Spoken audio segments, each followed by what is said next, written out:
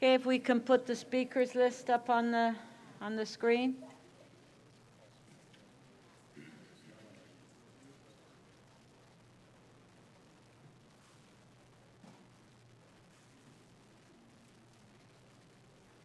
Just stand by, members, while we bring the speakers list up. It'll just take a second.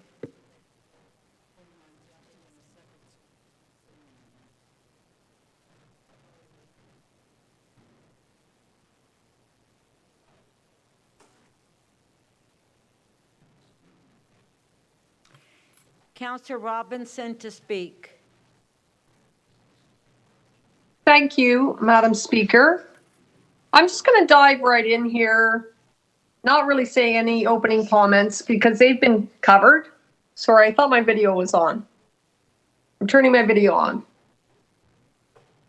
Because a lot of the opening remarks and broad sweeping remarks have been covered, but I guess what I want to start with is just what is not clear to me as a city councillor. And what is not clear to me is why, as a city and a city council, why aren't we doing more to reduce spending and find efficiencies? So I understand efficiencies aren't going to do it alone with this size of a fiscal gap, but it's critically important that we demonstrate to the other orders of government and, quite frankly, to the residents of Toronto that we're willing to make tough, fiscally responsible decisions as a city council. So we can't tax our way out of this problem. This is a very difficult time for Torontonians. I don't have to tell you that. With life in the city becoming increasingly unaffordable. And I have to say the only tangible recommendation before us today is to look at reducing the spending of the program IMIT. That's it. That's all we have. I mean, this is a mammoth budget and a mammoth city, and that's all we got in this report. It's one thing that we may review. So I think it's really important at this time, particularly, we look at ourselves as the members of council who are the stewards of tax dollars. And I'll never stop talking about this because it's still, I'm gobsmacked by it. But last term, City Council missed on an opportunity to achieve a significant cost savings, 48 million plus annually by adopting a common sense open tendering approach. Open tendering has been adopted by every other jurisdiction in Ontario because it's the right thing to do. As a city council, it is our duty to represent the people of Toronto, not protect special interests. So I've talked about that for years, and I will continue to talk about that lost opportunity that could have done much to support the residents of Toronto. So as City Hall, we need to tighten our belts, just like everybody else. Residents are doing that in response to financial hardships. And look at how we optimize service delivery. So whether it's garbage removal to building permits, there's lots of things we're doing well, but there's a lot of things we could be doing better and more efficiently. So with this in mind, I support a lot of the recommendations. A lot of them are good, and I want to thank staff for their report. Having said that, the municipal land transfer tax, there's not even an implementation report. We're just doing it. There's no implementation report. Like, that's not a business plan. That's ridiculous. We have no idea what the effect will be on the housing market, given the current challenges, or the overall housing supply, and the supply of mid-value homes in particular. And our own staff wrote reports and briefing notes about this in 2020 and 2021. The potential negative and transitional issues that were identified in those reports written by our staff about the MLTT. So, but we're just doing it, and I'm not doing it. So I'd like that motion pull out. I will not be voting for that.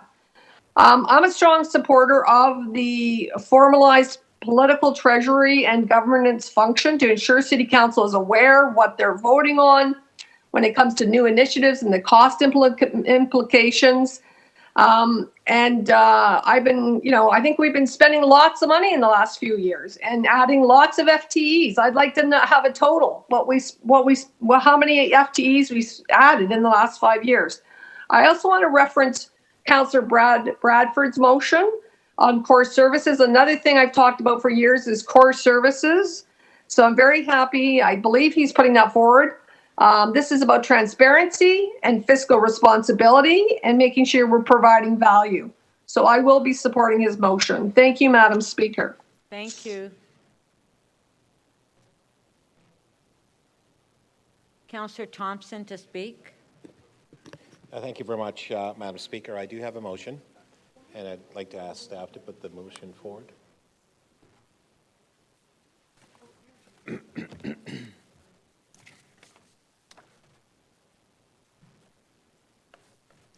So the motion's on the screen. It requests the city manager to provide a comprehensive report detailing the necessary steps and governmental approvals required to establish a municipal lottery within our jurisdiction.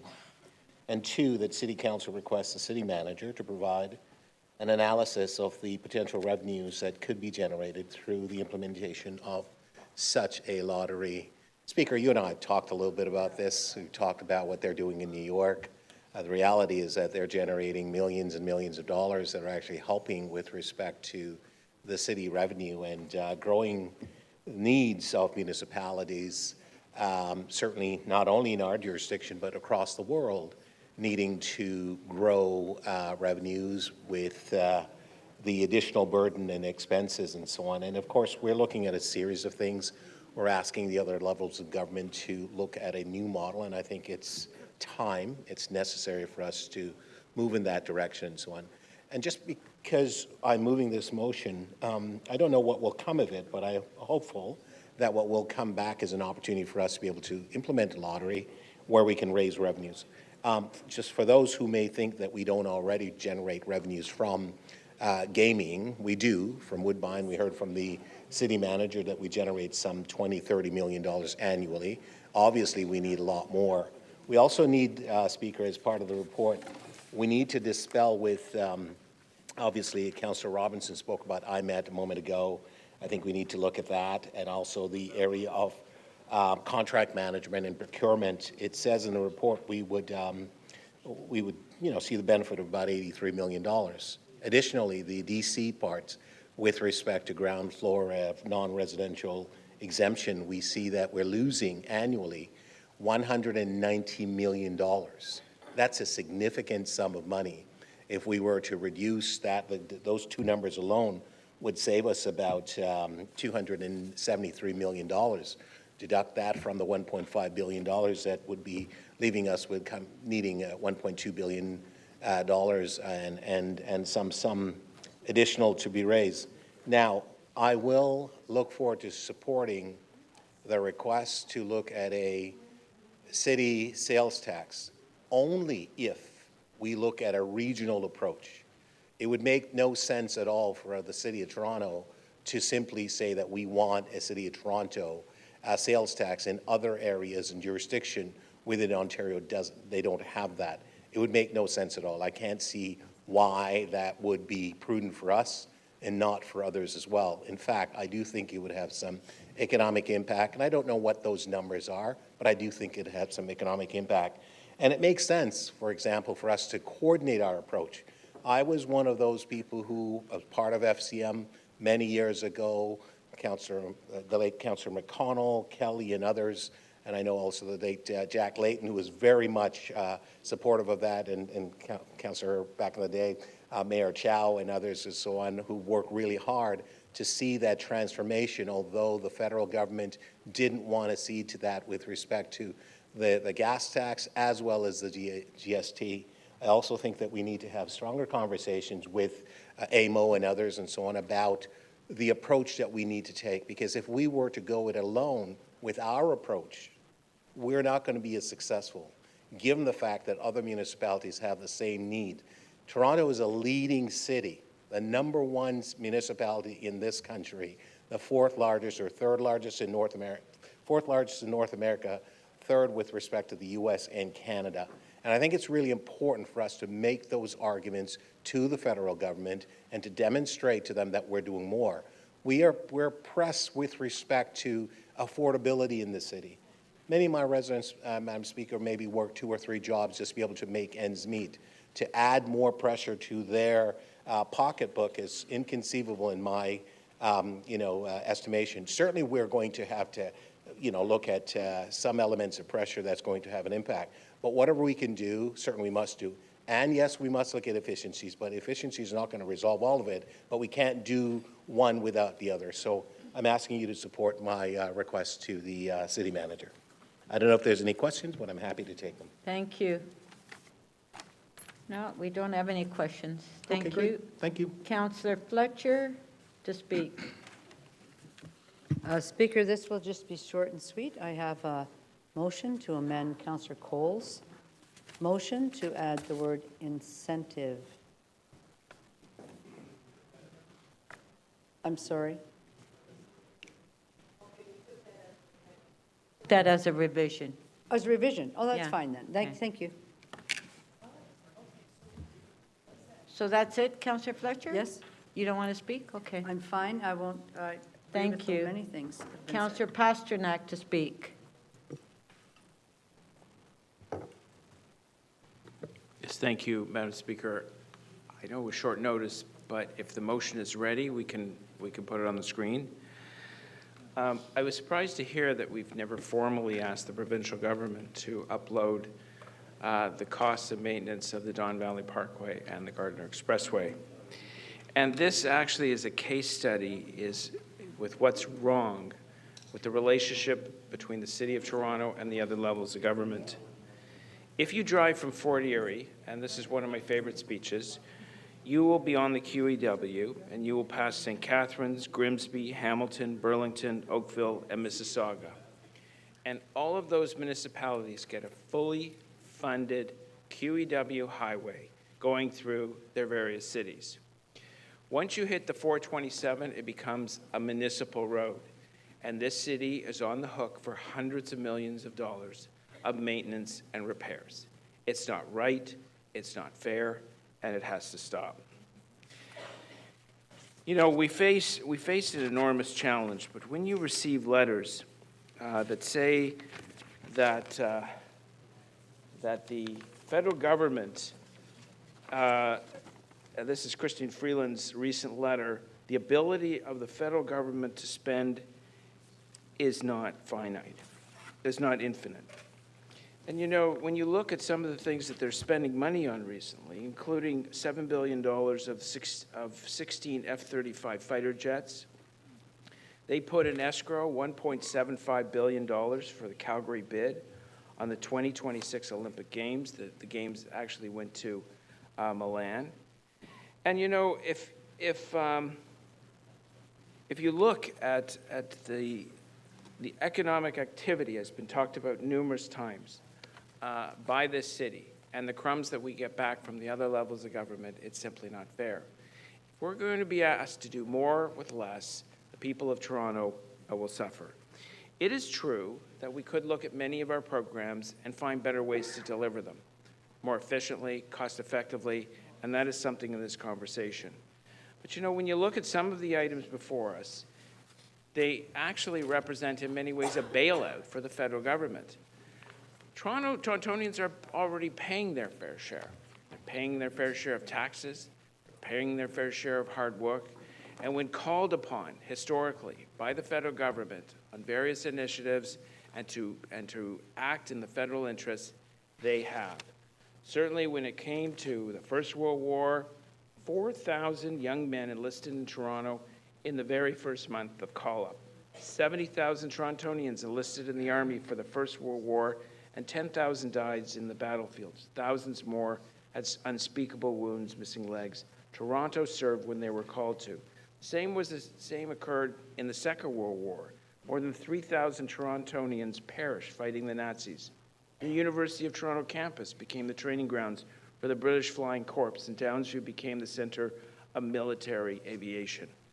When the federal government called on Toronto and central Canada to be an anchor in the constitutional debates of the 1980s, Toronto was there and Ontario was there to keep the country together.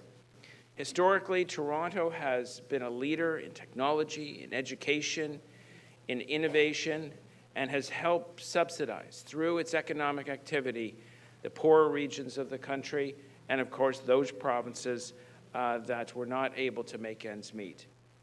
We are not asking the sun and the moon. We are simply asking that the other levels of government pay their fair share and pay the divisions of responsibility, pay according to the divisions of responsibility that are in our Constitution. I floated the idea earlier that it may come to a situation where we have to throw the whole thing in front of a court and let them determine which are the real responsibilities and who should be paying. At the end of the day, I think the choices in front of us are very difficult. The sales tax cannot be a Toronto-only sales tax. There is no doubt. As someone who represents a border ward, people will cross municipal boundaries and shop elsewhere. High-ticket items such as appliances, furniture, automobiles, those industries and retail outlets will suffer as we try and recover from the pandemic. So with that, I'll just close off because the hour is getting late. But at the end of the day, we need a new deal for Toronto. We need a new deal for cities. This is starting a conversation, and hopefully at the end of the day, we'll get a reasonable funding package from both levels of government that lets us out do the work that we have to do. Thank you. Councillor Cheng. Thank you. I have a motion. Actually, it's a four-part motion. The first two parts are exploring implementation of graduated taxing. First one is related to property taxes based on for high-value residential homes. The second one is graduated municipal property tax for rates of properties that are not the owner's primary residence. I think we can all agree that we do not want the commoditization and financialization of housing, and that is what's happening with 36% of new condos being sold, being purchased by investors. The third one is something I was really excited to work on this with the city manager on, and that is to do a review of our processes using business process review tools and such as Lean Six Sigma, and that is something that will help us become more agile, more equitable, and more streamlined. And the last one is about a report that we're asking to get a briefing note on the cost reduction efforts that are already happening by our city manager, by our CFO, as well, in addition to the ones that are reported on in the EY report that is part of this motion. So this is a very difficult time. Families are really struggling, making hard choices at the grocery store because of rising cost of living. So today's package of revenue tools is a challenging, it's like bitter medicine for people. Like we need these revenue tools to be sustainable, to be viable, but it's still going to stress our voters, our constituents, and we need to acknowledge the impact. And part of that acknowledgement means that we need to also show the work that we are already doing to steward the precious money that they contribute to make our city the excellent city that it is. And that's why, especially the third and fourth parts of my motion, is to show the work that is already happening. We have some excellent city managers who really want our city to be agile. And that's a word that's used in the technology industry because the world is changing so fast and we're so big, we can't keep up. But there's lots of research and lots of mechanisms that business industries have brought into processes that allow us to create more agility, and they are adopted by large corporations. So I'm excited that we're now going to have a service excellence working group, and these are parts of how we bring credibility to our ask. we are doing our part. We are trying to make the city more agile, to be more streamlined. We are doing cost reductions. There's many that are suggested in the EY report, and our different divisions already do it. Every year during budgeting processes, they are looking at how to reduce costs. So by creating a report, we are showing the bones of the work that is already happening, and we're saying we cannot run an excellent world-class city without great collaboration and partnership with other levels of government. So that is the main message I think we're all singing together as a chorus here. We need all levels of government to come on board, and when people look at government, they're so disillusioned. They think that we're fat cats, that we just, go hang out at bars for drinks and we're not really doing work. But that is not the truth. And if you read the comments on social media, which you shouldn't if you want to retain your mental health, that's the perception. And so that's why we have to bring more of our processes into the spotlight. We have to make it more transparent, how our budget is made, how our cuts are being done. And these are difficult decisions that we all have to participate in. But this is a dire moment, and we all have to do our part. And I think that this journey that we're going on tonight with all of these amendments, everybody has worked very hard. Today is like the first day of this new school term. All of these amendments, these motions were worked on over the summer. I know many councillors and city staff did not take breaks that they were scheduled to take in order to put this together. So let's keep working together and make sure that we can collaborate with upper levels of government to fund a world-class city that contributes such an enormous amount culturally, financially to our great country. Thank you. Councillor Holiday, you have a question, 3 minutes, clarification of the motion. I'm just trying to understand the intent and effect of motion 7A. So property tax is levied based on the value, the assessment of the property. Is your intent then to squeeze more out of certain properties? Raise taxes more, I guess. Yes, it's a way to make it so that people who are in lower cost housing pay lower percentages. Yes. I see. So people in higher cost housing will pay more. So is this an income redistribution scheme? It's not a scheme. It's a way to make the city reach its goals without putting undue pressure on those in our city who are struggling. Thank you, but I'll get that from Councillor Cheng, Councillor Perruzza. So, but at the heart of this, though, is that you'll tax some people more and take the money they earned, and tax some people less, so they have more money. Well, so they can survive, yes. Well, survive whatever the people do. Councillor Perruzza, please don't interrupt. Yes, yes. So that's income redistribution. So we're into this business now with our taxes. Well, we are in the We're in it with a business lot of of stuff. making the city livable and affordable for as many people as possible. So that's by moving money from some people to some others. And we do that all the time by funding programs that support the more vulnerable in our neighborhoods. Understood, but that's the intent of this motion? Or is the intent to squeeze more money just more generally? The intent is to make Or both? life more affordable for those who are in the lower income brackets. So that's transferring income? Not, Yes, no? no, it's, Just, we're getting like a circle, I'm not getting an it's answer. a Madam Speaker. graduated taxing on housing value. Yeah. Okay, Councillor Cole, stop it. Okay. Councillor Holiday, please, clarification of the motion. I never got an answer, though, Madam Speaker. Yes, I did. Well, it was kind of a yes or no, but I got a circuitous one. Look, thank you, Madam Speaker. Thank I'll, you. Ask no more questions. Councillor Carroll, 3 minutes, clarification of the motion. So currently, this one doesn't have It doesn't have, there is no legislative avenue to do this, the property tax at a graduated process. But the question I wanted to ask, on a residential base, we can create classes for business, but we can't for residential. But if we could, this would be an amendment that we'd have to get.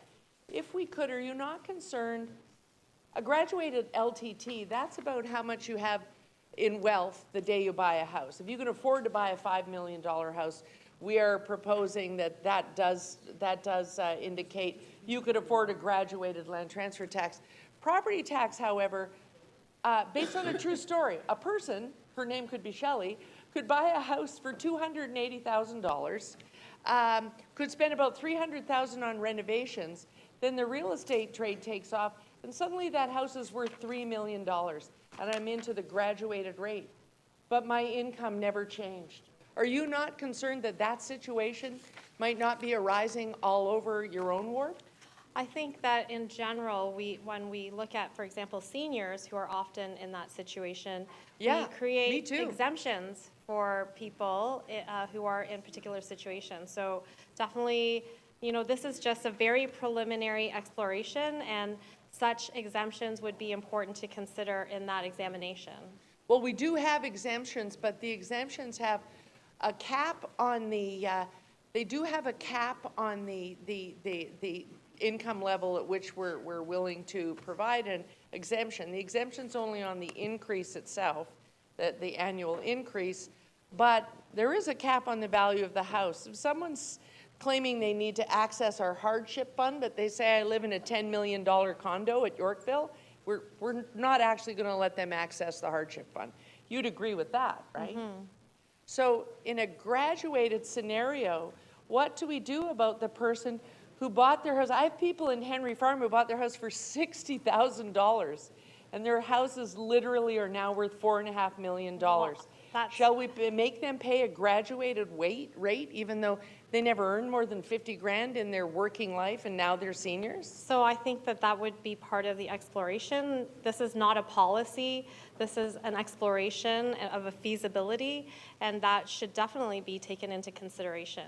The idea is not to make life harder for people, but it is to look at how we are able to garner the finances that we need to make our city sustainable. And this is an avenue I think that many people would feel like would help them in terms of their affordability. Okay, thank you. Well, Madam Speaker, I'll wait till it's speaking time Yeah. to speak to this.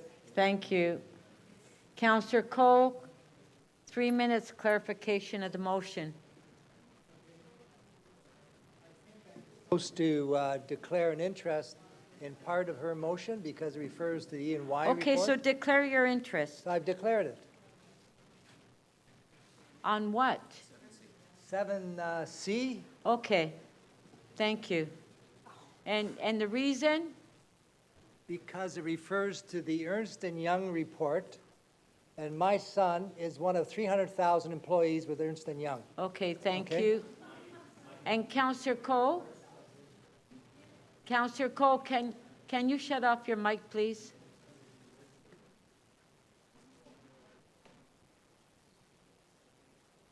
Councillor Sachs to speak.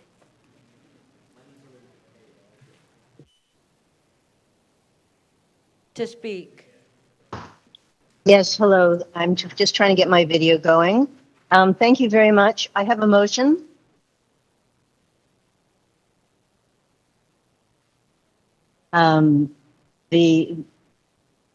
So my motions are as follows. First of all, the staff recommended that we should be asking for a sales tax. As we just heard from, I think, Councillor Pasternak, there are a number of reasons why a sales tax is disadvantageous, but we do need some tax that gives us a share of the growing economy.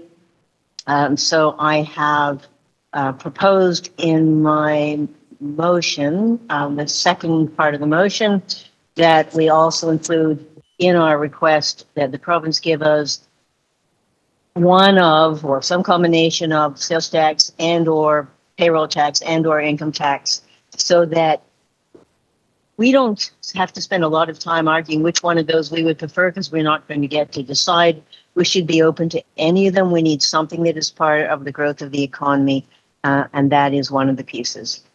The second motion that I've proposed is that we look at innovative financing tools that are not debt that would allow us to make capital investments necessary for transformed TO, non-debt options. And for example, we have met with major pension funds, and in fact, OMERS is coming to the Industry Environment Committee this month, as well as some of the banks. They've got large pools of capital. They're looking to invest in the green economy, and the city can make the investments we need because we don't have the capital, even though the investments would pay back out of the savings. And so I've discussed with staff their willingness and ability to explore whether any of those options can work for the City of Toronto.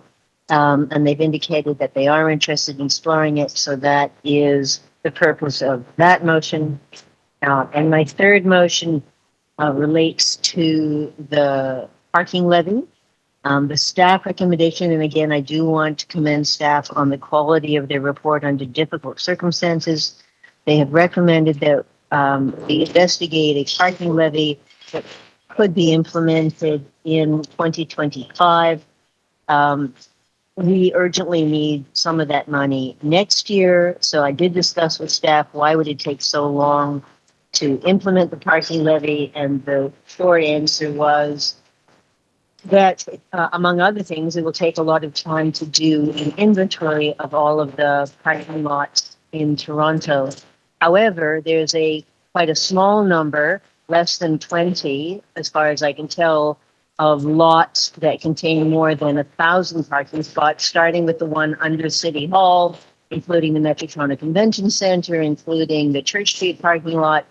And so I discussed with staff, and we heard from Mr. Conforti earlier today, it is worth looking at least at options for implementing a commercial parking levy, starting with the very large 1,000 spot or more locations that we could perhaps get implemented in 2024 and have some income from those spots, from those lots next year. I am perfectly willing to exclude from the count the disabled parking spots. None of the lots that I referred to are anywhere close to the $1,000 threshold. The Toronto City Hall parking lot, for example, is 2,000 spots. Metro Toronto Convention Center is 1,700. So I'm happy to exclude disabled spots, but we at least should be looking at whether we can bring in some revenue next year that we could put into our transit system. So those are my motions, and thank you. Thank you, Councillor. Are there any questions for the mover? No? No, thank you very much. Moving on to Thank our you. next speaker, Councillor Speaker Nunziata. Thank you. I'll just speak briefly. So as far as when I asked the questions to staff, as far as the commercial tax levy, they did say they were going to come back with a report. And I hope that when you come back with a report that you consult with the BIAs and TABI as well, because I know that they were very active when we initiated the debate a year ago. And as far as the parking meters as well, you're coming back for a report on that, and hopefully we can work with the local councillors, and I believe that's one of the recommendations, and with the BIAs as well on that. Councillor Thompson's motion about the lottery, which I do support. I think it's very important that if we can ask the province and you know, and hopefully they'll give us permission for that, to have our own lottery in New York City. And I was speaking to the city manager about that. They raise millions and millions of dollars on their lottery, and that revenue goes back into parks, roads, and housing. And you know, people are buying lottery tickets. You're not going to stop people from buying lottery tickets. They buy them every week, and they buy $6.49 all these lottery tickets, and none of that revenue is coming to the city.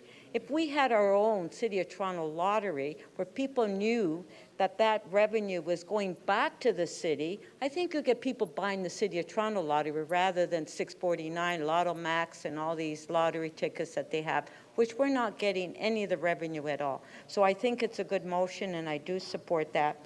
Now, there are some of the recommendations I do support and some I don't support. I want to thank the staff for bringing forward the report. I know we've been asking for opportunities to increase our revenue. We've done that in the past. In the past, we asked for the toll.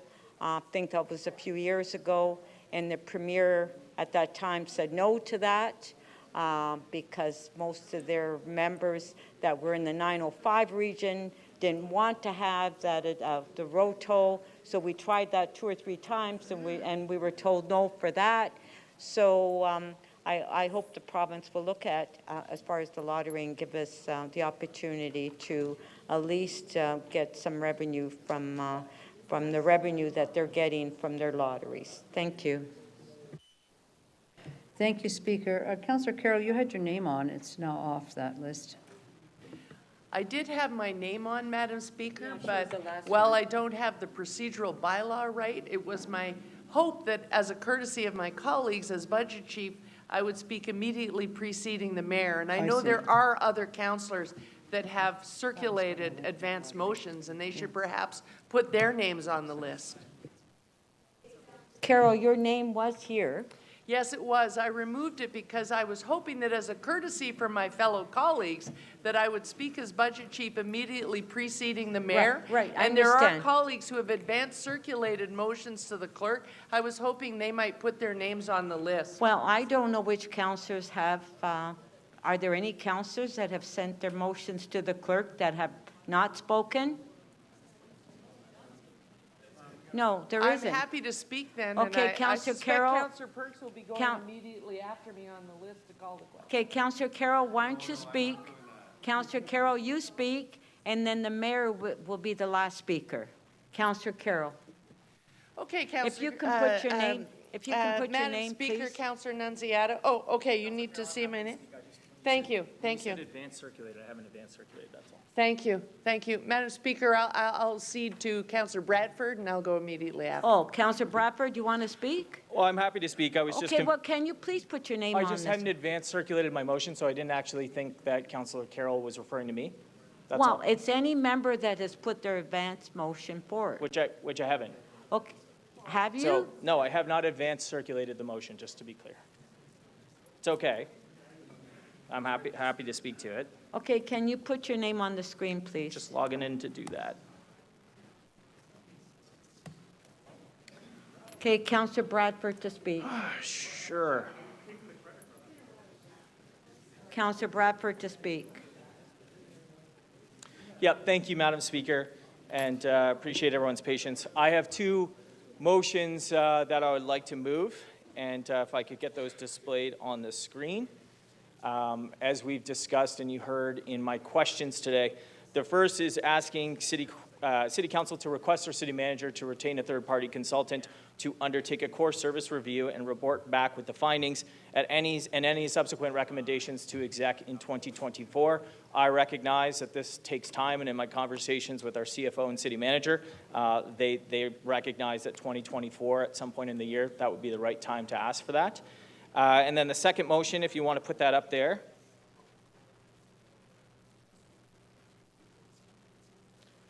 I don't know if you want to hold my time, burn a minute here. Yep, thanks.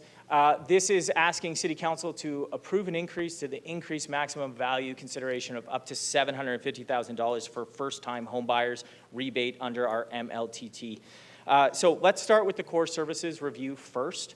I think we heard from our City Manager today that this is a prudent exercise to undertake every now and then. It was acknowledged that the last one was undertaken in 2011. And the work that we have in front of us today, the long-term financial plan, this is fundamentally about affordability in the City of Toronto. There's a lot of taxes on the table today and the exploration of different taxes. We have a motion here for a sales tax. We have a motion here to increase the MLTT tax. We have a motion for a new income tax. We have a motion for a new payroll tax. We have a motion for a parking levy. And I don't have to remind you folks that the City of Toronto is the most expensive city to live in the entire country. And what Council has in front of it today is a whole lot of ways to make the city more expensive.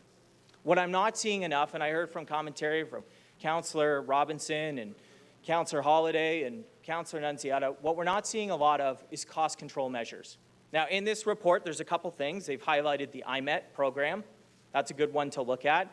They've also acknowledged that there are a lot of things with respect to provincial and federal jurisdiction that we actually deliver here and hold the bag for those levels of government because they don't come through for this city or its residents. But we also have to undertake the work in our own shop, in our own house. And a municipal core services review, despite the fear-mongering that you've heard about it, despite the projections that this is going to cost us millions and millions of dollars, it was $350,000 in 2011. I acknowledge it will be more than that today. But you know what? They found $100 to $300 million of savings that could be realized. I believe they called it opportunities. And you heard that from our city manager today. And I just think, as a council and as a chamber, in an affordability crisis, with all the financial, fiscal icebergs on the horizon, we ought to be looking at our own books here. We ought to be understanding what core services mean to the City of Toronto. And we ought to be providing ourselves with that armor when we go into advocacy and conversations with those upper levels of government to say, this is our jurisdiction. These are the things that are core to the City of Toronto. These are the things that we ought to be delivering. And here's all these other things that we're delivering on your behalf. Wouldn't you like to have that information? Wouldn't you like to have that on a day when we are looking at all these different tax increases and options to raise the revenue, which we need, and I acknowledge that. But just like your household budget at home, you got to look at both sides of the ledger. You got to look at the revenue, and you got to look at the expenditures. Now, the MLTT piece is an acknowledgement that we do a lot of things as local government for a lot of people.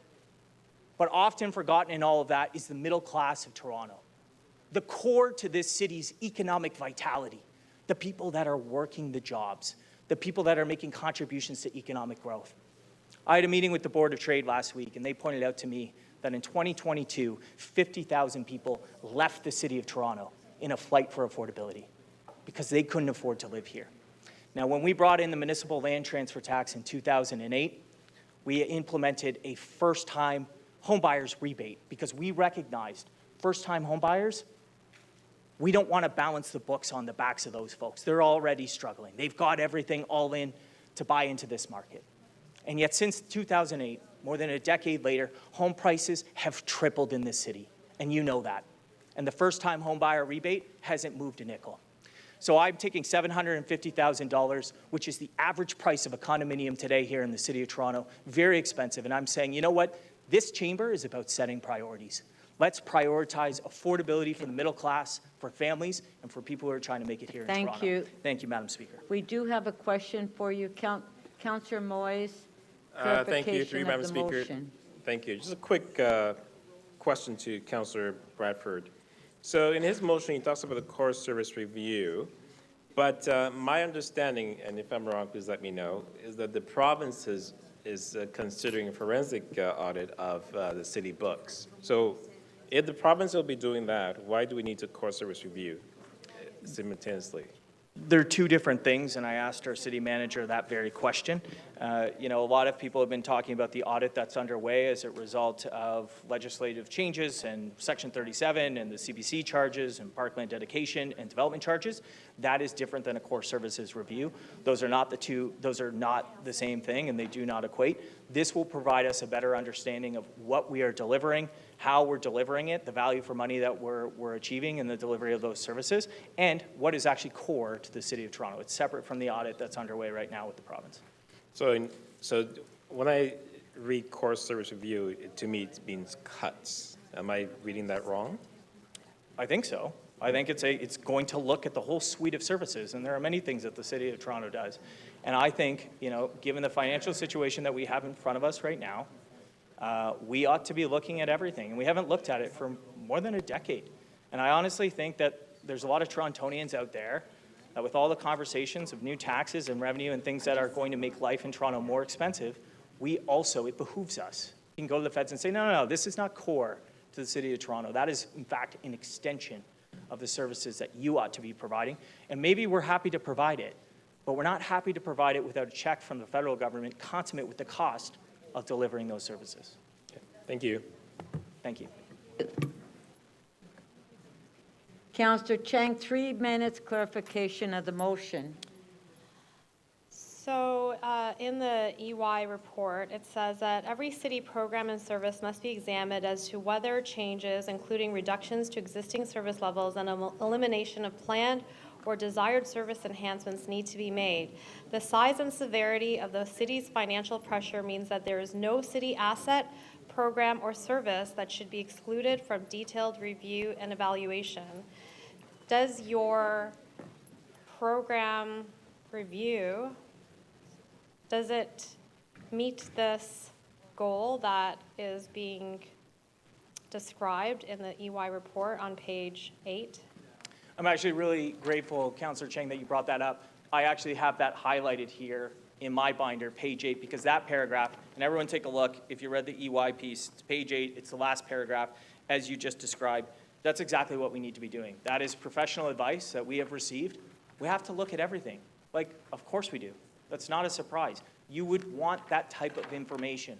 When we have a financial crisis as stark as the one that's facing us right now, we need to undertake an exercise of prioritization, making sure that we're finding efficiencies, making sure that we're finding value, and also, most importantly, like we've read throughout all the pages of the reports and the staff recommendations, that we are also making sure we have the information and the positions to go and have those serious conversations at the table with the province and the feds about core services and what we ought to be delivering as a city. So what does it mean, core service review? What is a core service versus, does the city have a lot of non-core services? Well, I think that's what we would find out in the report, and certainly when I asked our CFO and when I asked the city manager, this motion is intentionally broad. They can scope that in the conversations with those consultants as they see fit in a way that they think it would be beneficial to both cost control and core service review from the City of Toronto. I think that's a good exercise. I mean, you heard the city manager say, yeah, we should be undertaking these exercises with relative frequency, and it should be done outside.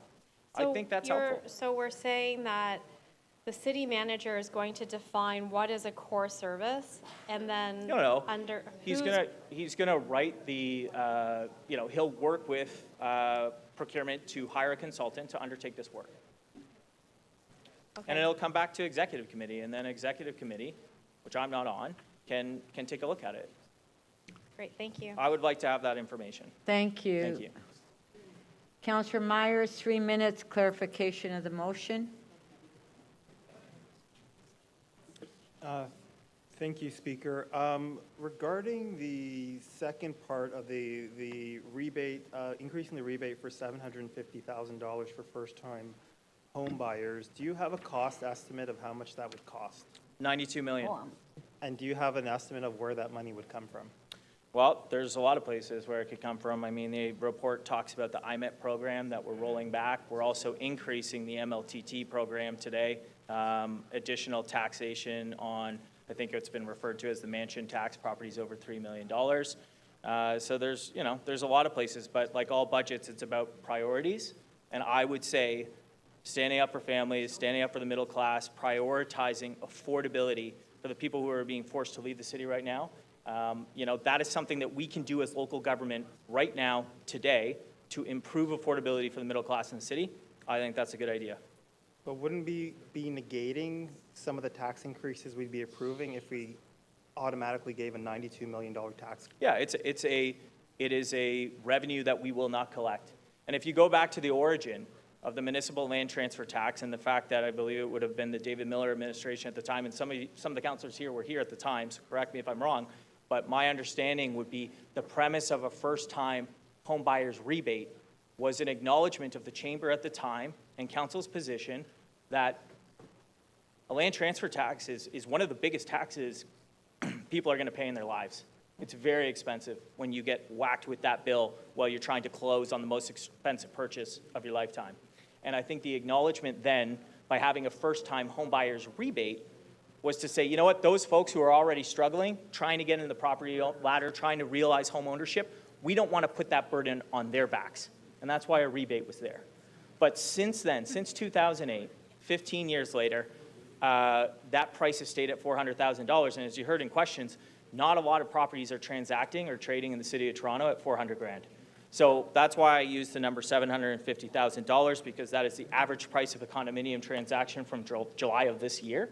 And I just think this council needs to stand up for affordability. It's something that we can do. I acknowledge that we're foregoing revenue, but I would also humbly suggest that, like, the land transfer tax, particularly for first-time buyers, was never meant to be this cash cow for the city of Toronto. And that's why that policy was introduced in 2008.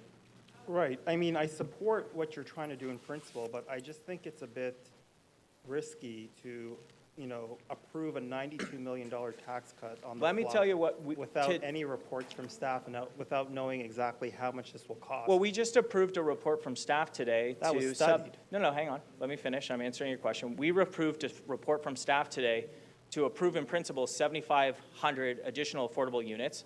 What level of affordability? We don't know, but we've committed to that. We committed to 2,500 rent geared to income units. Again, we don't know what the degree of affordability is going to be there or what those thresholds are set at. So, you know, we make a lot of commitments and we don't necessarily have all the whole picture on that. I'm telling you it's $92 million because that's the number that I got from Mr. Conforti today in our conversations. That's what it'll cost, and I think that relief for those people that the Board of Trade identified as critical to our economic success, those middle-class folks who are working in those jobs and paying taxes. Thank you. Need to keep them here in the city. Thank you. We're way over time. Thank you. I'm sorry. Councillor Holliday, 3 minutes clarification of the Thank you. motion. Two motions. The first question is on the municipal land transfer tax. Do you think people, the citizens, would be happy or mad about this motion? I think we're in an affordability crisis, and people are struggling to get by, and they have dreams of home aspiration and home ownership. And for a lot of folks, when they have to come up with that $60,000, $70,000, $80,000 in municipal land transfer tax after tax dollars, I think that's cost prohibitive. And if, as a municipality, we can provide some relief, I think they would be glad to have it. Okay. The core services review, would you be surprised that the city manager actually maintains a website on the old core services review? It says 2011. I was not aware of that. So would you agree that this is your vision for a core services review? Because I'm going to read it right from the website. From the city manager's website. Yep. The core services review identified what services the city should be delivering. These include services that the city must legally provide and those that the city should provide as a government. The review considered what it takes to meet the needs of Torontonians, what is important to people on a day-to-day basis, and what it takes to run the largest city government in Canada. Would you agree with that as a vision? And could you tell me why there's so much concern over this? I 100% agree with that as a vision. I suspect we're going to hear a lot of fear-mongering about it. I don't know why you wouldn't want to undertake that exercise. I don't understand why, with all the tax increases and going out to taxpayers right now in the city, why we wouldn't want to have that information and undertake that work right now. I don't have an answer for that. I can't explain it. I kind of thought this would be a slam dunk. And I see that you are asking the city manager in your motion to undertake this. And is your intent to open the door to have all sorts of amendments and changes and prescriptions and designs around this core services review, or do you just want the city manager to get on with taking a look at the services as I described off of the website? Exactly as you described. I think it's pretty straightforward, and I think the city manager, in his comments, actually pretty much said that. So I don't think it's more complicated than that. Agreed, and that there's some degree of proportion and scale that the city manager might have in mind on how to perform something like this. I trust his judgment. Thank you. Thank you. Thank you. Councillor Fletcher, 3 minutes clarification of the motion. Oh, Yes, just, I was a late joiner there. let's, I sat down. That's okay. Hey, let's do it. yeah, let's do it. Are you aware in the course services review, KPMG did the course services review. You're aware of that? I'm aware of that, yes. Are you aware that they said they would never do another one because of the blowback that they got? You remember that? They were publicly humiliated by their course services review? No, You might not remember that because you weren't here, but that is the case, Mr. Chair.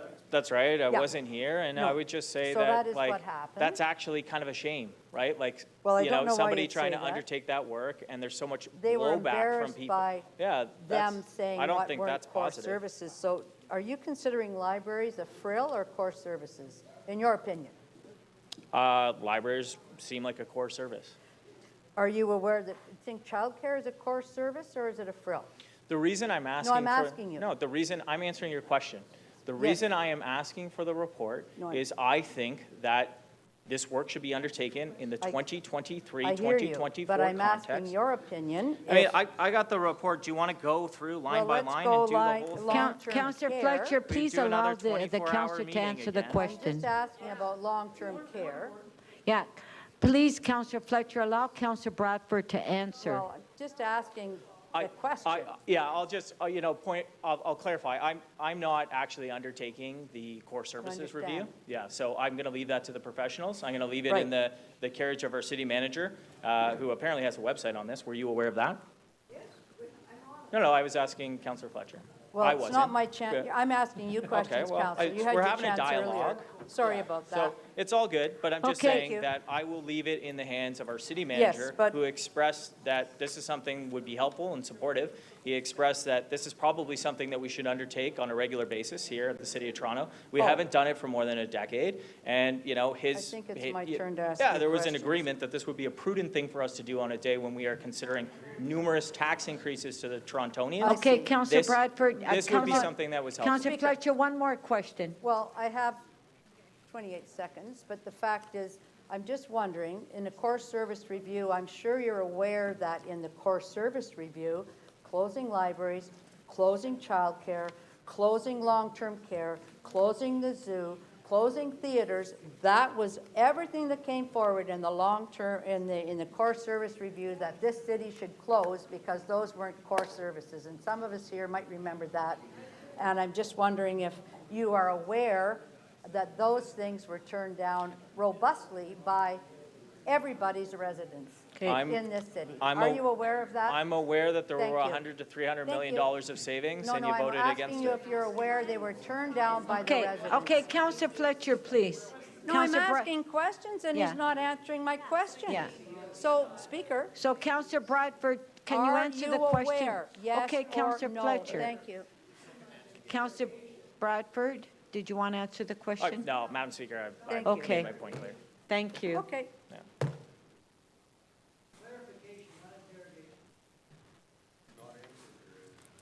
What's an interrogation? Councillor, You wait till your turn. Councillor Bravo to speak. Oh, Thank you. microphone. Thank you, Speaker. I welcome the opportunity to talk about affordability because I think that we have a very fundamentally different view of what makes life affordable. You know, affordability isn't just about cutting taxes, but because in fact that's actually what's hurt people in the city. Affordability means that households are paying the cost of having dirty streets, of not having services. Employers are paying the cost of not having a good workforce because people can't live here and they can't get around here. Workers can't live here and workers can't get around here. There is a serious cost, an economic cost, to having a city that doesn't work for us. We went through an election in which every candidate, or most candidates anyway, acknowledged the fact that the days of reviving the notion of core services is over. It's as dated as the gravy river that never ran through this place. Because what we do in the City of Toronto, what we do in municipalities is actually meet the needs of the public. And that is how we do it because we pay taxes. So when we talk about, for example, taking $92 million to incentivize the purchasing of homes, we're not talking about, oh, you know, we're getting it from here and there. We're talking about not meeting the urgent and delayed needs of the people that are stuck on trains, that are stuck on the street, that are not getting the help that they need. And you know what's really at the root of affordability? It's not that we're spending money like drunken sailors here. It's a fact that we have low wages and expensive housing.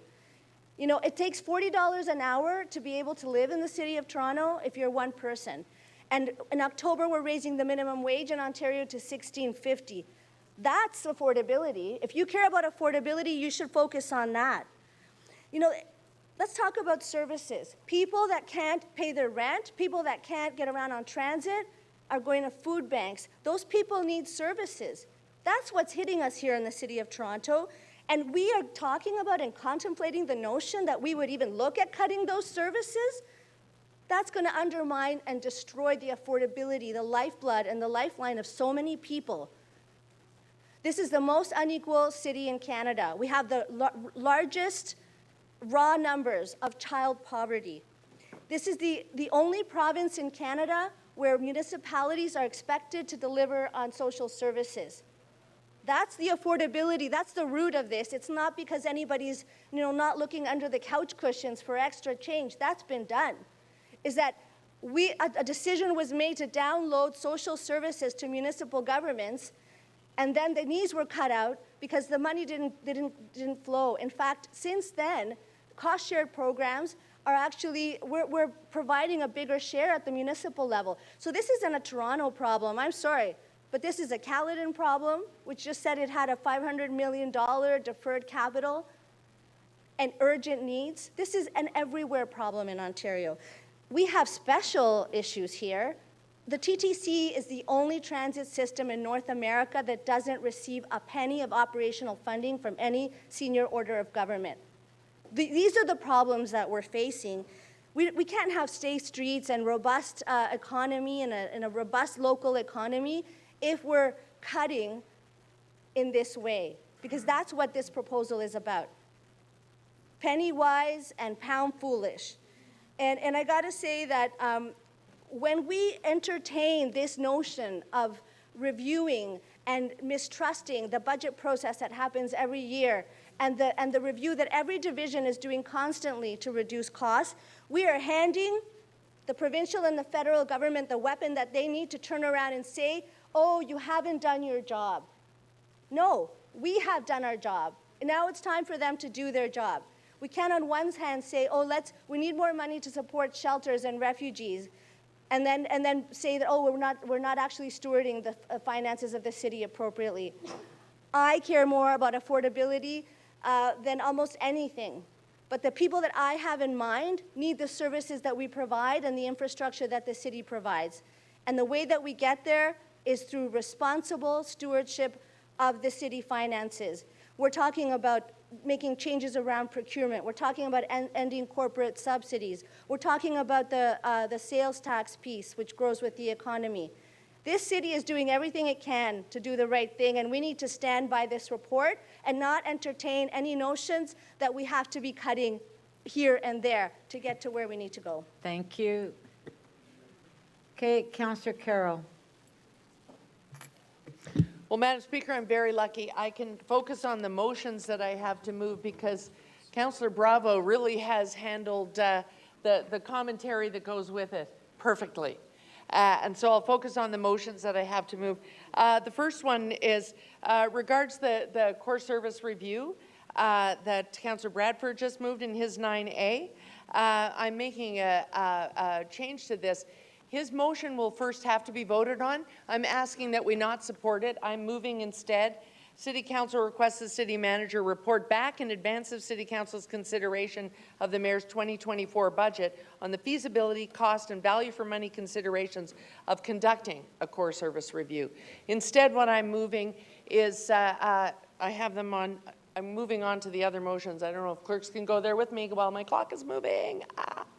I have them in my computer, if not. I'm going to read from my tablet. I hope they're still the same. With respect to the development charge recommendation in the, here we are, okay.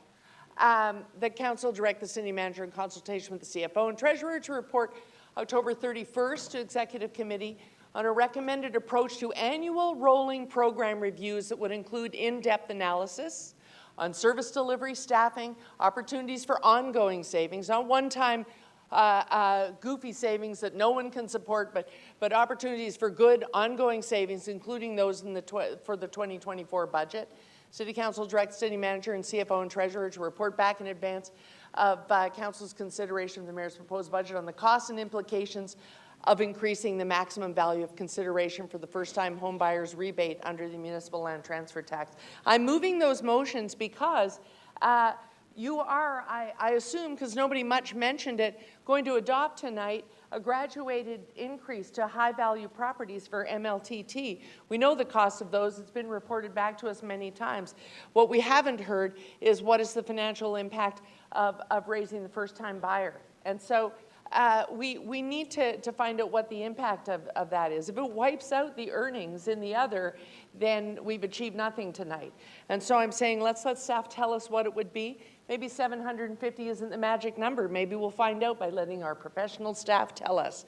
On development charge reviews, the reason I'm moving that motion is because it allows in the background study to be performed and the development charge report coming back, it allows them to be, if need be, from an economic development perspective, sector-specific, area-specific, whatever they have to be. The last thing in the world, for instance, if you build a big film studio, it can be 5 stories tall.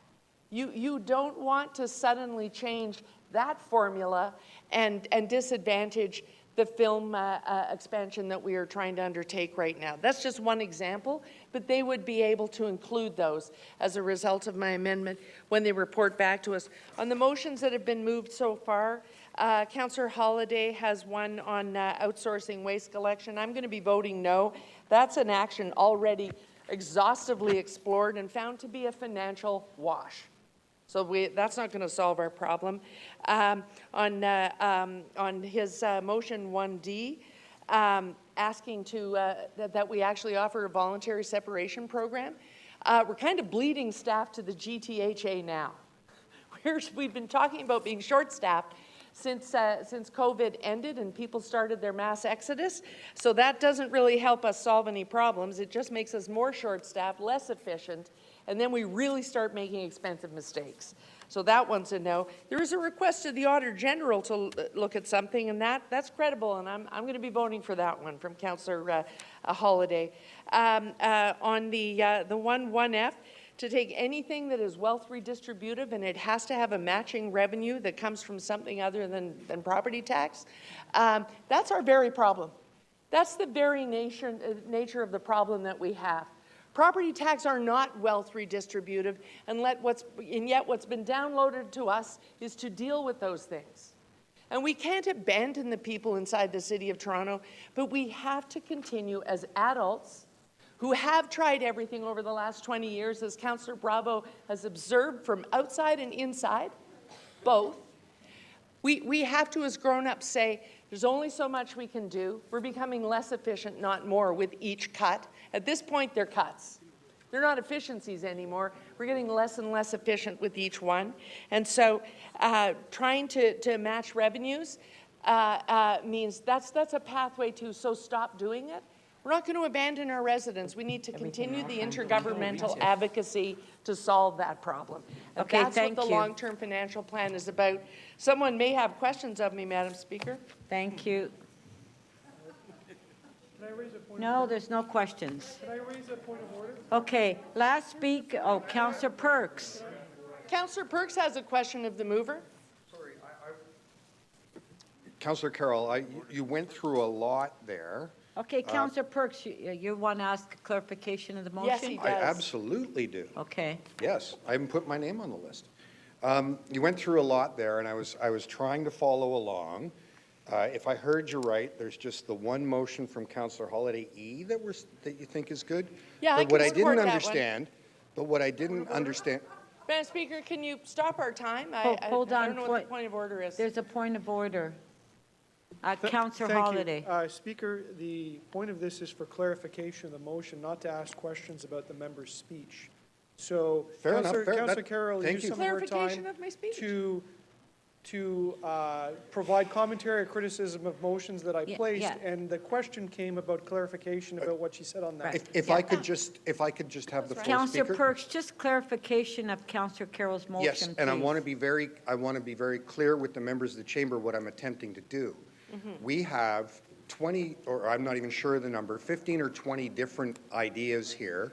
They all interlock.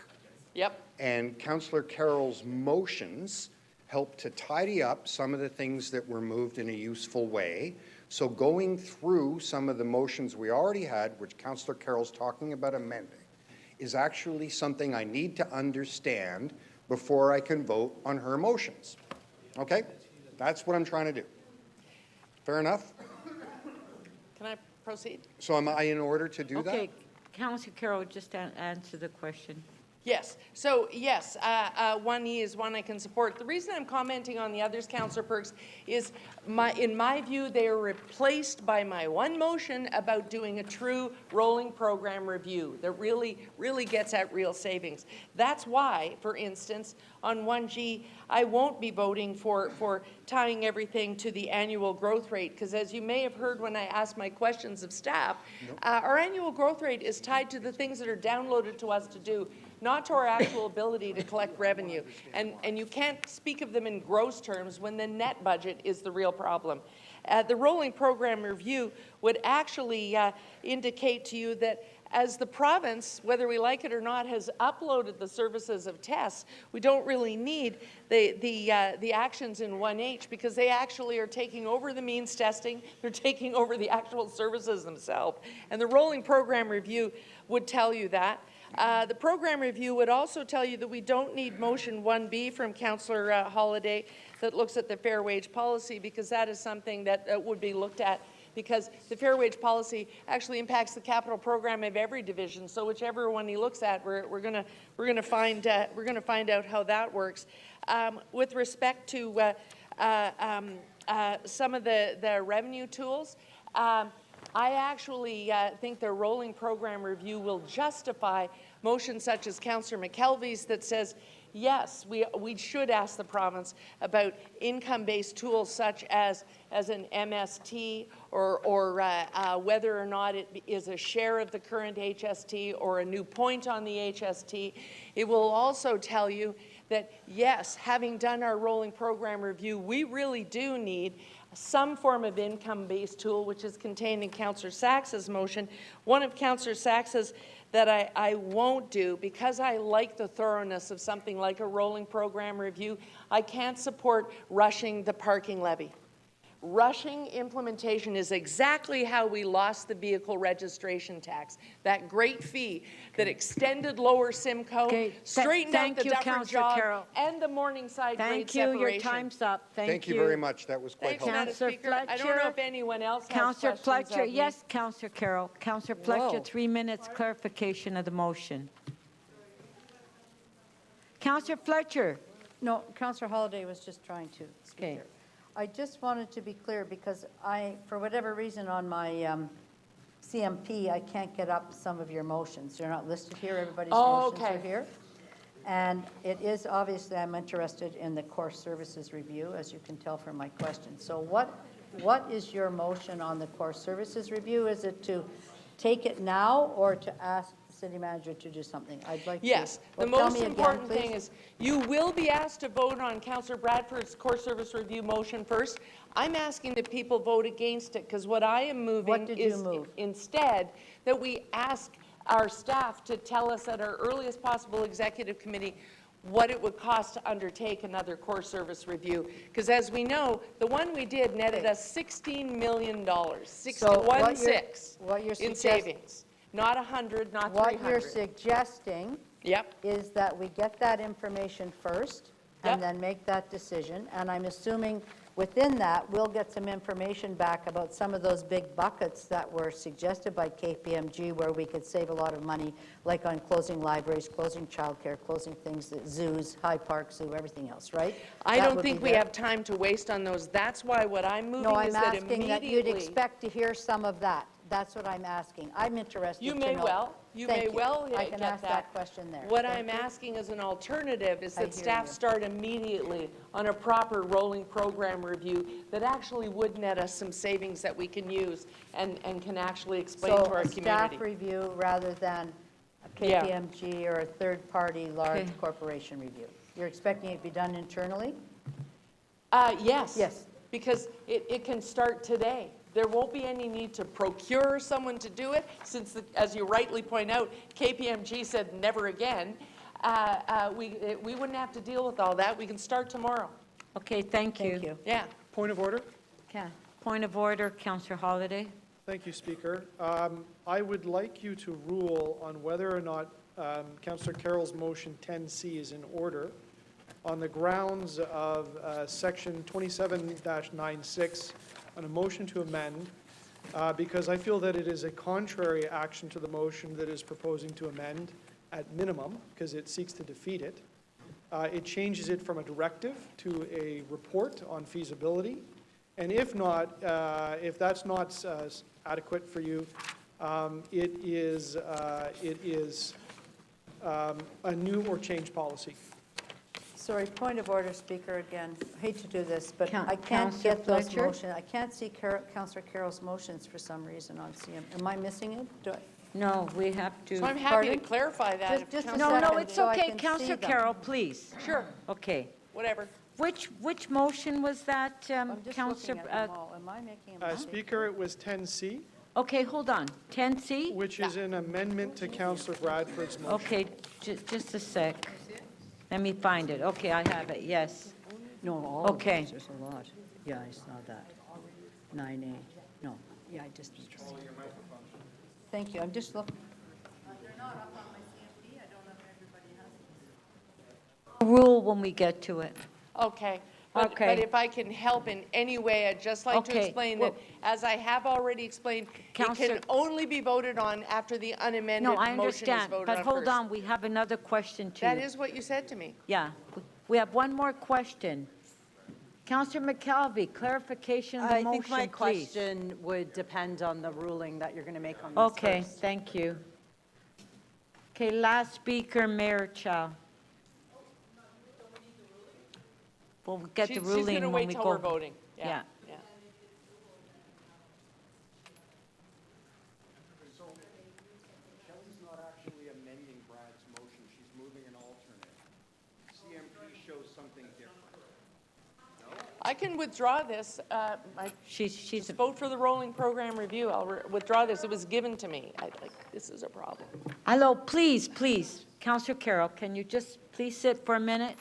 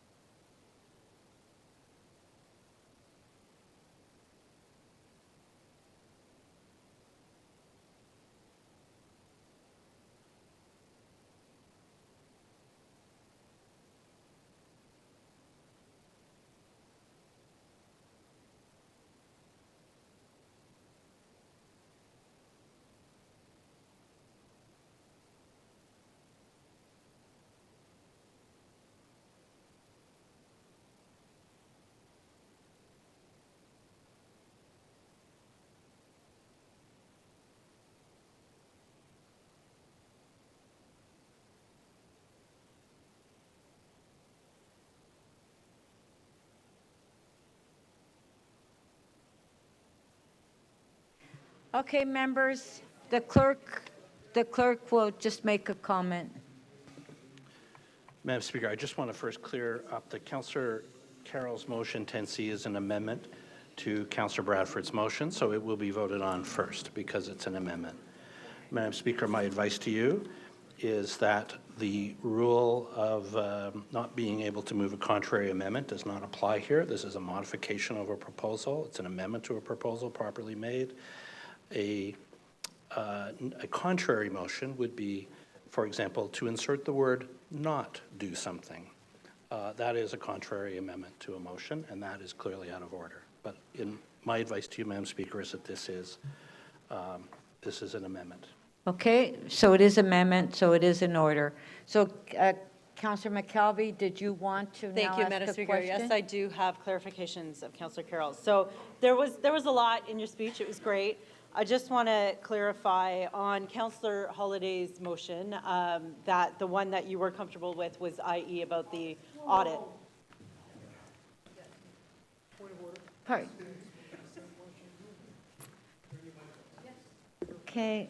Point of order, Madam Speaker. Yes, Councillor Holliday. I wish to raise a point of order in that we are slipping again into debate and questions about statements made by members rather than clarification of motion.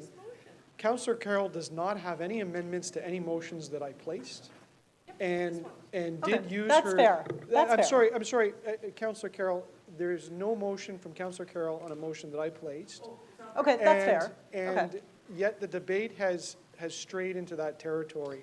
Yeah. And Madam Speaker, I would just ask that you monitor where the discussion is going, because it's not fair that the dialogue gets to continue in this manner.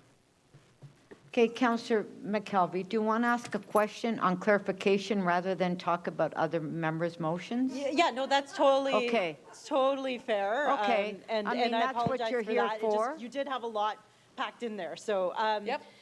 my question then is on your two motions that you bring forward. So 10B, I just want to be clear, that would be contrary to Councillor Bradford's motion that is about the MLT. Yes, it is contrary, but in the ruling, it is not out of order. Because what I'm amending is amending us to taking action right now. That's not an amendment, though.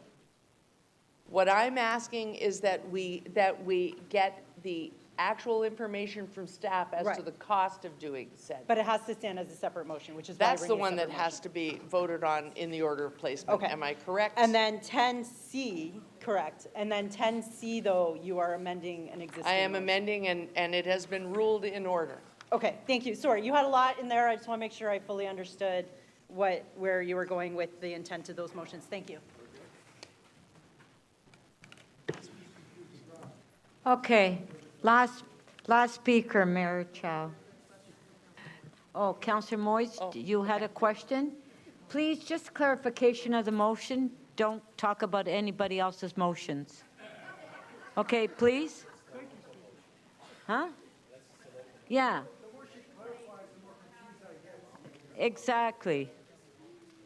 Thank you, Councillor Moyes. Madam Speaker, I just wanted to, again, just ask, through you, ask Councillor Carroll, some of the amendments that she has there in regards to other people's motions, how, I just want some clarification on that.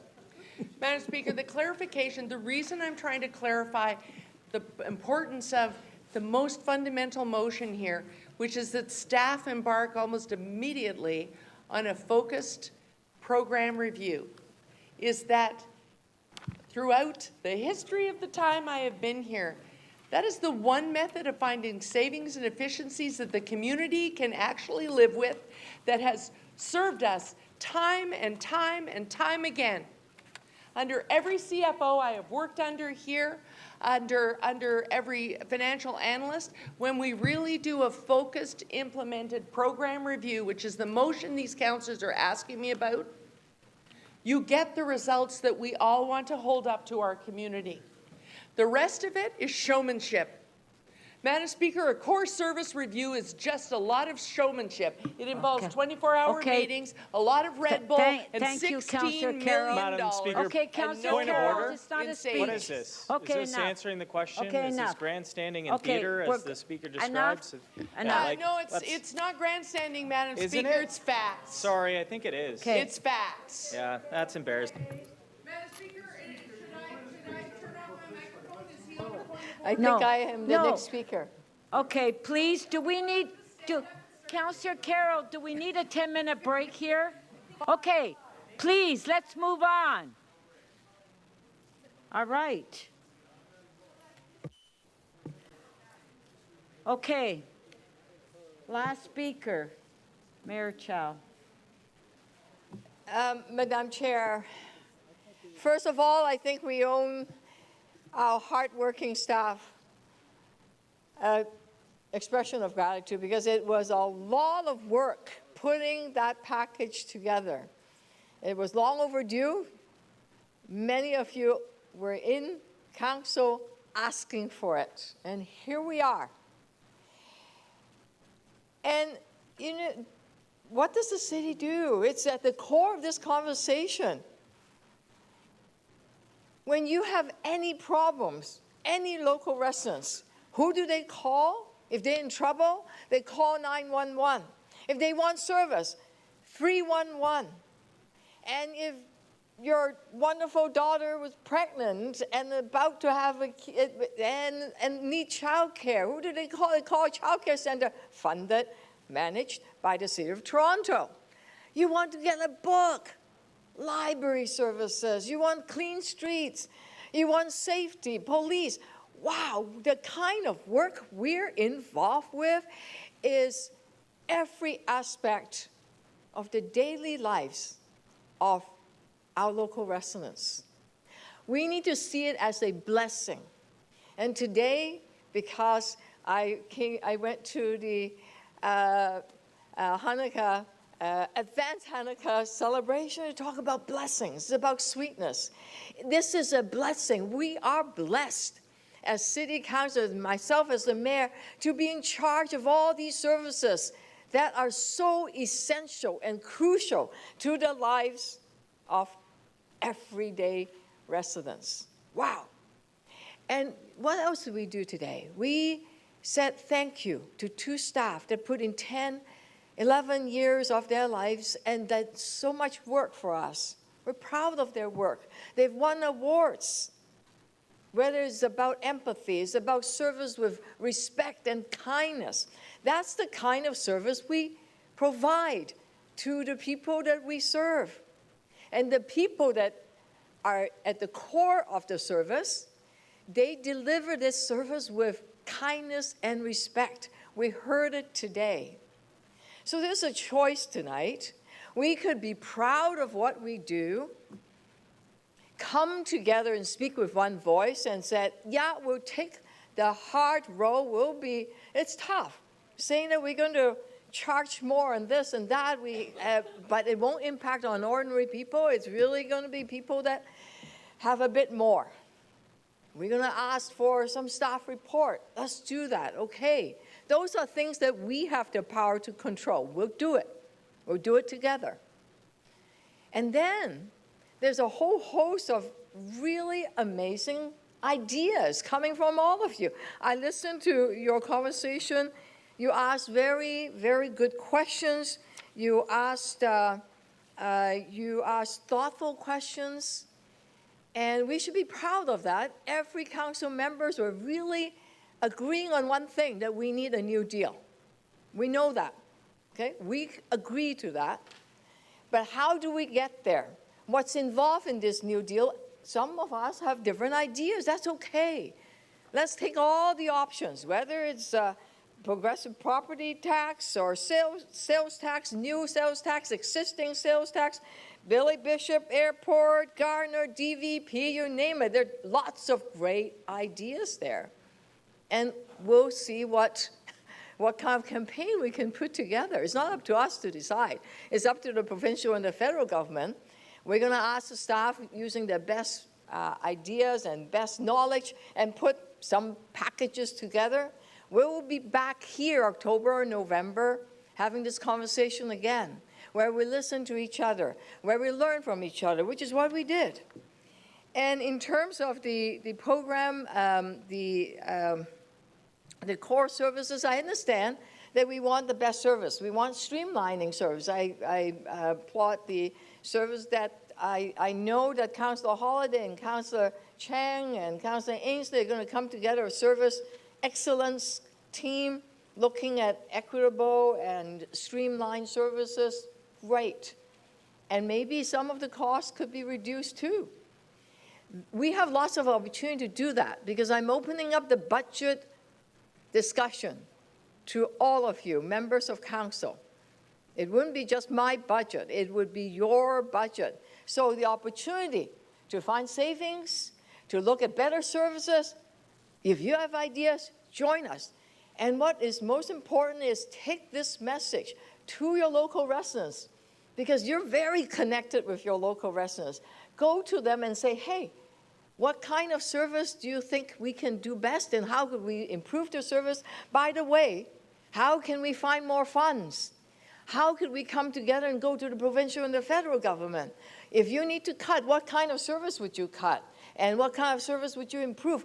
Open it up. Have the dialogue that we're having now because we have this unique opportunity laid out in front of us to engage to local residents. So we have, in the coming few months, do all the things we need to do.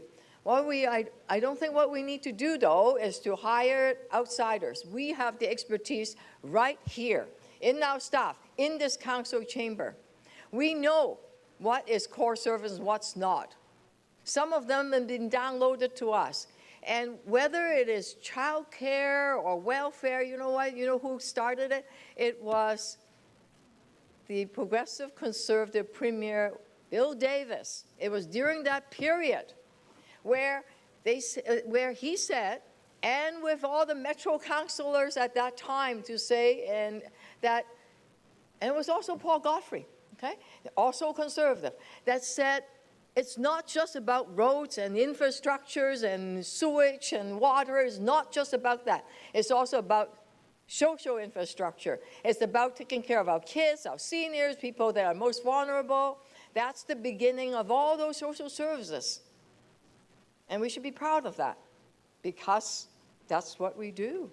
And this morning we talked about the needs of refugees and homeless people.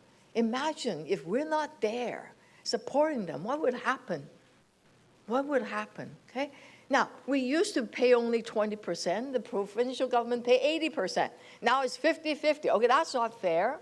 We need to fight back, okay? They keep downloading more and more costs to us. We need to push back. Let's do it together. Let's speak with one voice, and let's support each other and be proud and see it as a blessing, see it as a sweetness, I guess, that we get a chance to serve our residents so fully, so comprehensively. So thank you very much for giving me the chance to speak to you tonight. Thank you. Okay, we'll get all the motions in order. Speaker, may I raise a point of order? Okay, just a moment. Councillor Holladay? Yes, thank you, Speaker. I know I had identified to the clerks for the purposes of preparation a number of the staff recommendations that I'd like to vote against. I know in talking to other members, there's probably a mixed approach to the various motions before us, and I would just ask for your help in allowing that voting to happen, and if you've got a methodology for that. Or do you just want to go each of the items and we'll record the votes? Yeah, we'll go through all the motions that we have and then go through each of the items. I think that, yes. Most efficient? Yes, Thank you, Speaker. yes.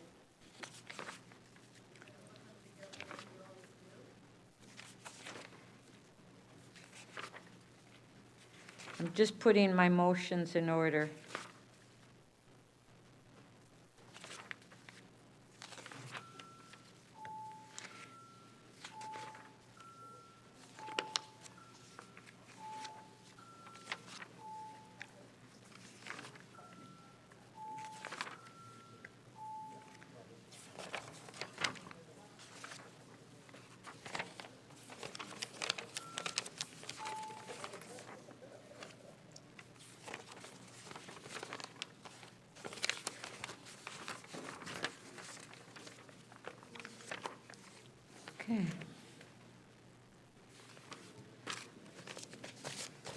Okay, if we can start, we'll put the motions on the screen.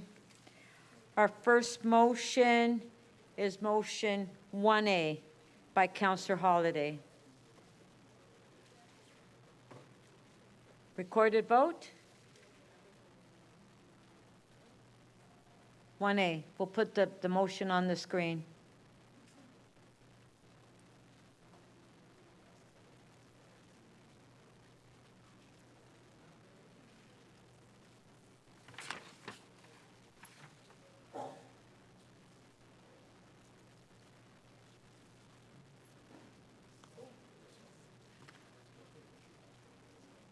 Okay, there it's on the screen.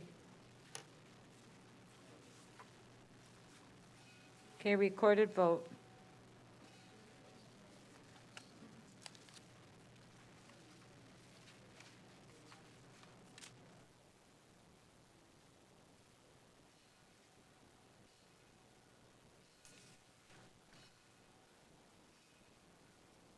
Councillor Malik, can you register your vote, please? Thank you. Councillor Fletcher.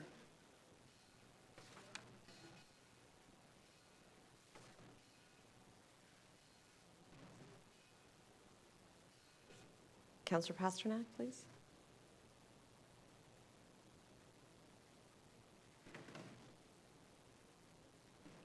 Motion 1A does not carry. The vote is 3-20. Okay, our next motion is motion 2A by Councillor McKelvey.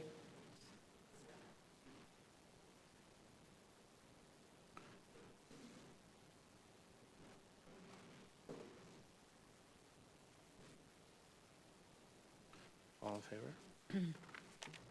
Okay, all in favor? Recorded vote? Okay, recorded vote.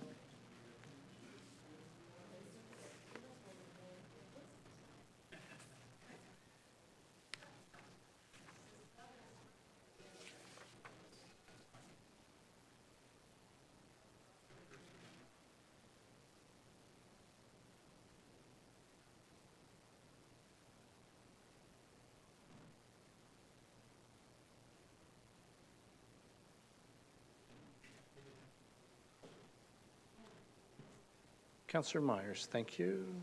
Councillor Perks?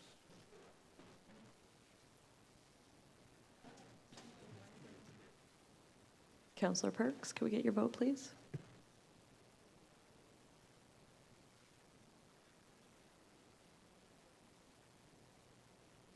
Motion 2A carries. The vote is 19-4. Okay, motion 8A by Councillor Sachs.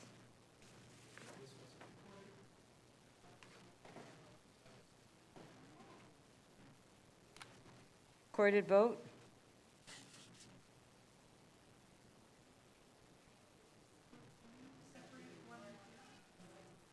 Separate 1 and 2? Okay.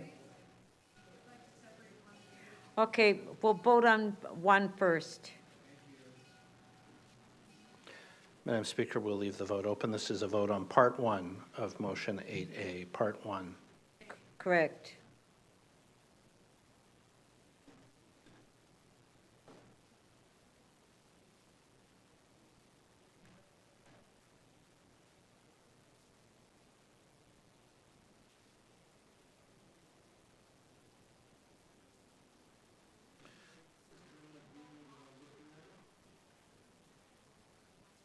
Councillor Chang, please.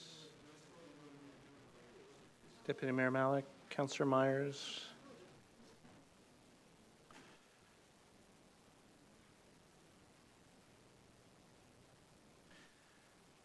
Part 1 of Motion 8A does not carry. The vote is 9-14. Part 2. Recorded vote.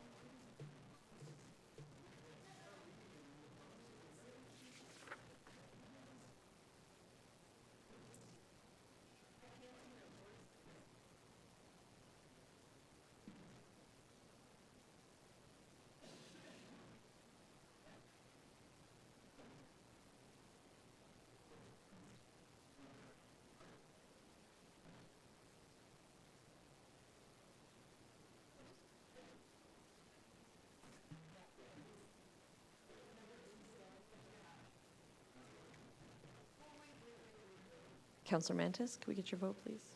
We already voted on one. We separated it.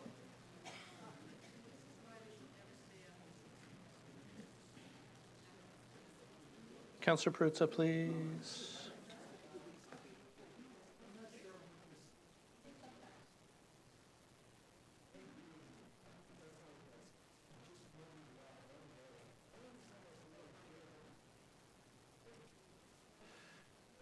Part 2 of motion 8A does not carry. The vote is 11 to 12.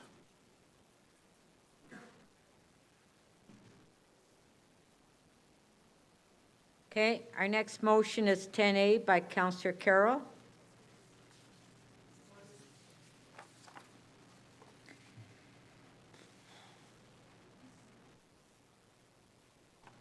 Do we want a recorded vote on this one?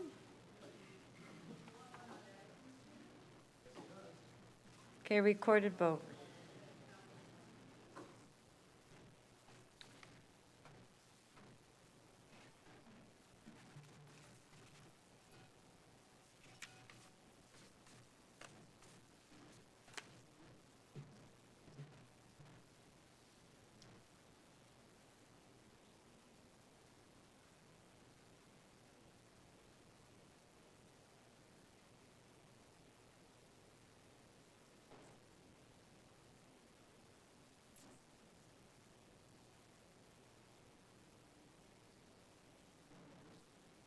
Councillor Perruzza, please. Councillor Perks, please.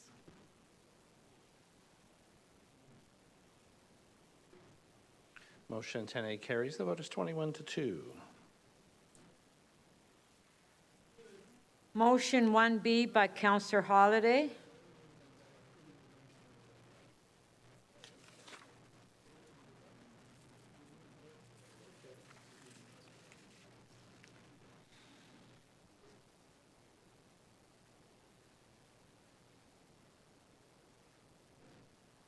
Recorded.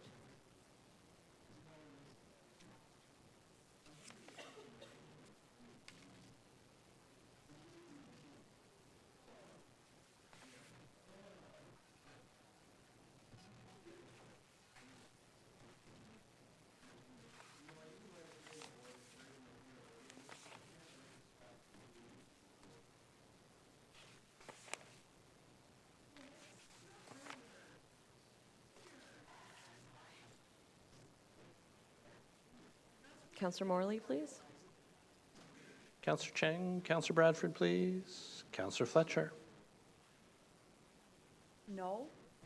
In the negative for Fletcher? Councillor Cheng, are you able to enter your vote, please? And Councillor Fletcher, are you able to enter your vote?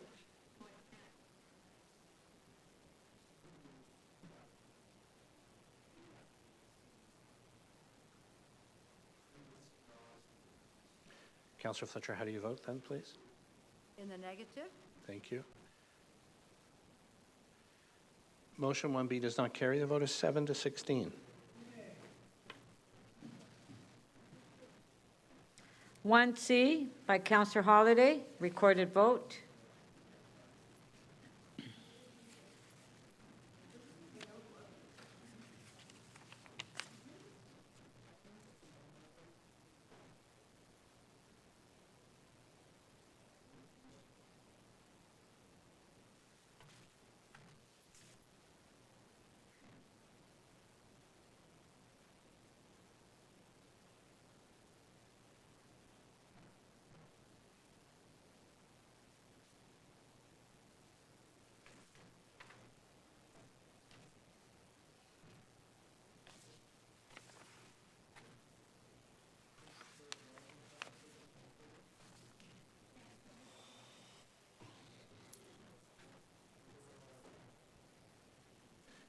Councillor Ainsley, please.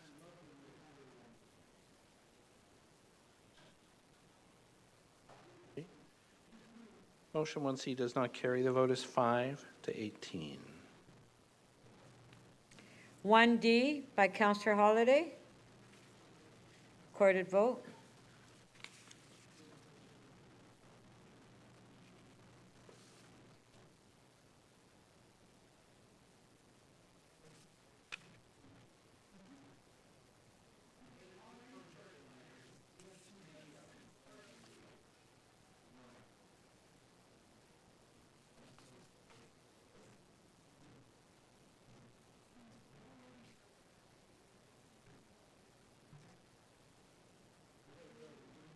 Okay, when we're voting, can we please try to keep it down? Councillor Carroll, please. Yeah, but you don't have to answer, Peruzza.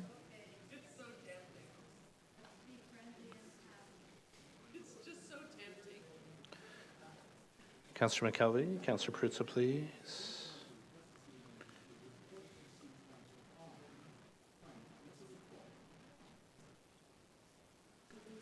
Motion 1D does not carry. The vote is 7 to 16. Motion 1E by Councillor Holyday, recorded vote.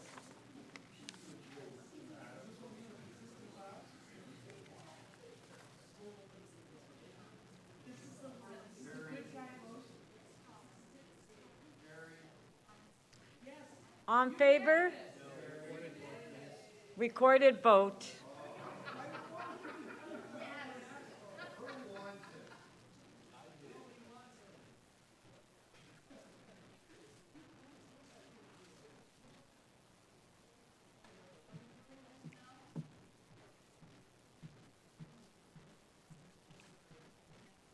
Councillor Cheng, please. Councillor Sachs and Councillor Peruzza, please.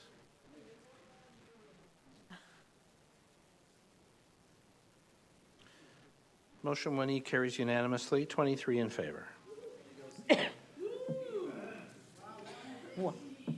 1F by Councillor Holyday, recorded vote.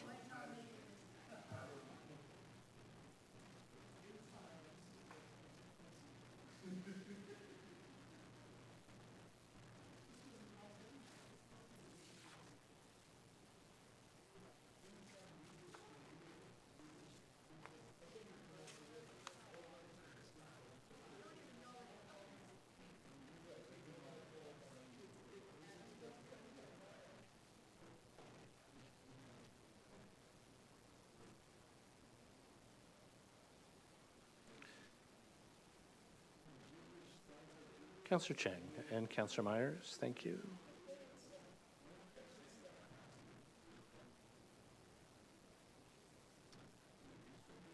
Motion 1F does not carry. The vote is 3 to 20. Motion 1G by Councillor Holyday.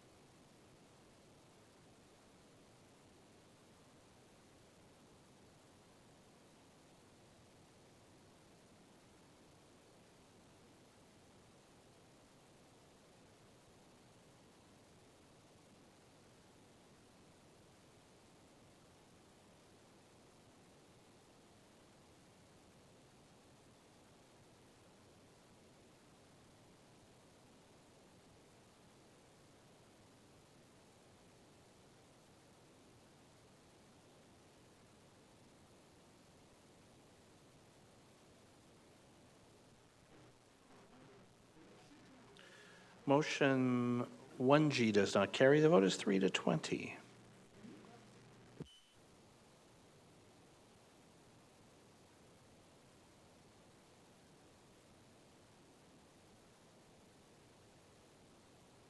Motion 1H by Councillor Holyday. Recorded vote.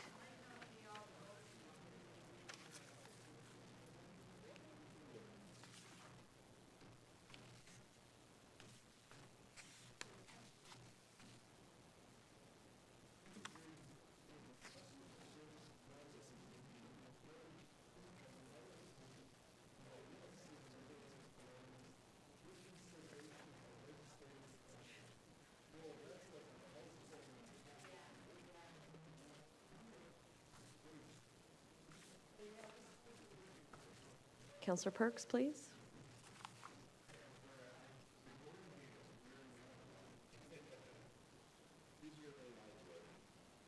Councillor Cheng, please.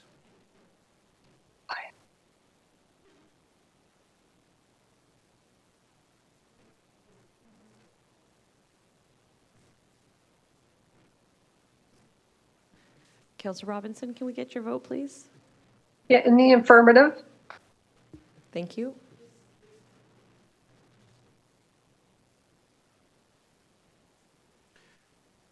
Motion 1H does not carry. The vote is 5 to 18.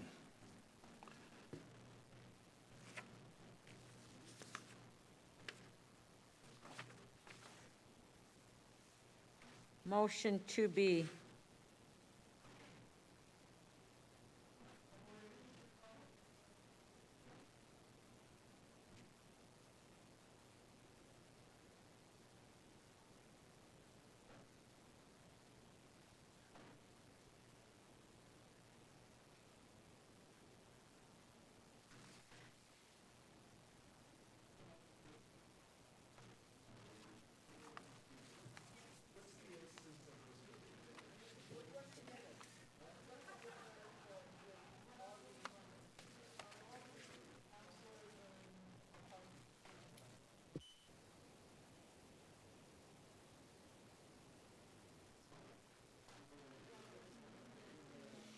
Councillor Cheng, please. Motion 2B carries. The vote is 21 to 2.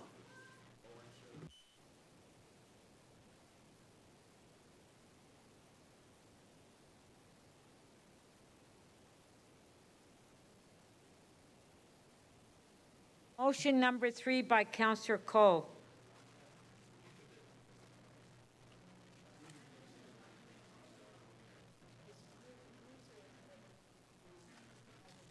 Did we want a recorded vote on this one? No? On favor? Carried. Motion 4 by Councillor Mantis. Recorded vote.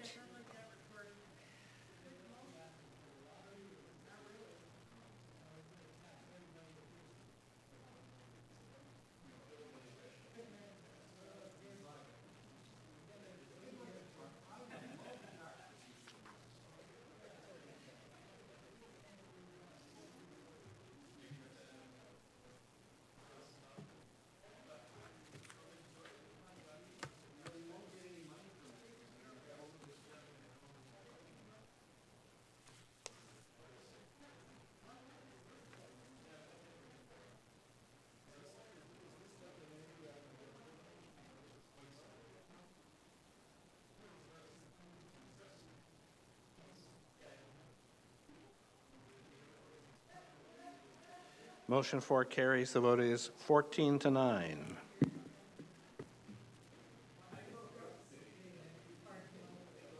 Motion 5 by Councillor Thompson. Recorded vote.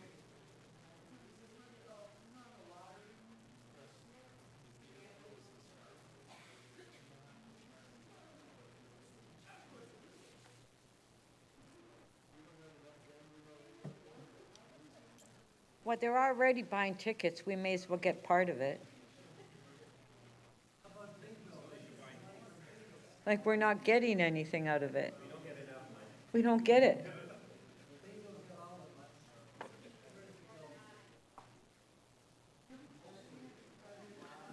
Motion 5 carries. The vote is 14 to 9. Motion 6 by Councillor Pasternak. On favor? Recorded vote.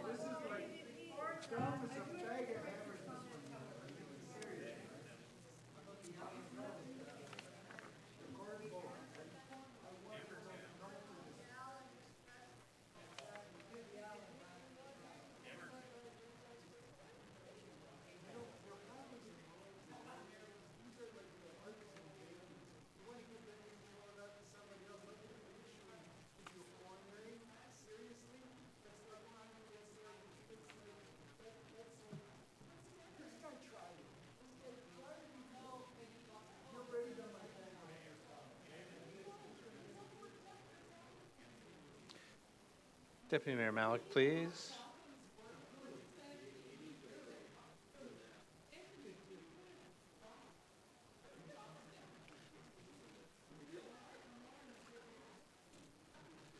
Deputy Mayor Malik, are you able to vote?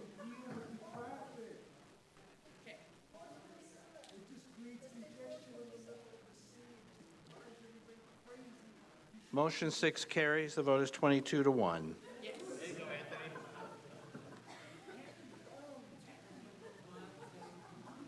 Motion 7A by Councillor Cheng. Recorded vote.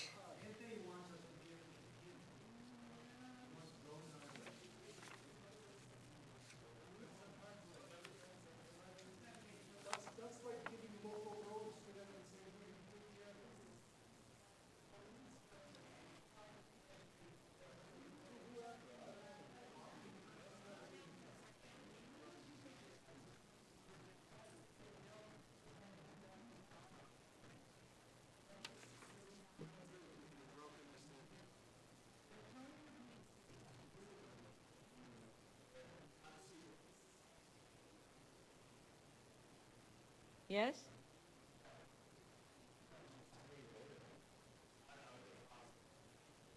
We've already voted.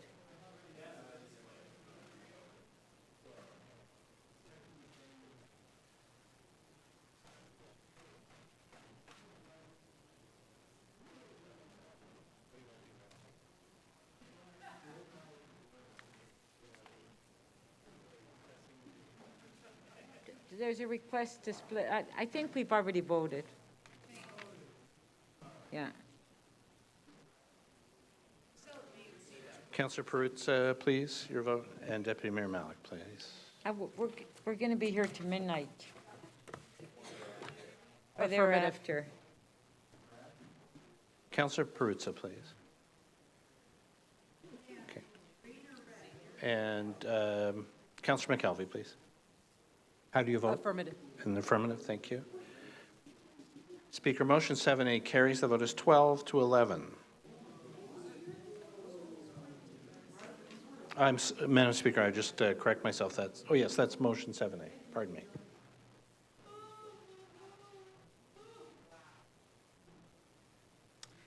Motion 7B.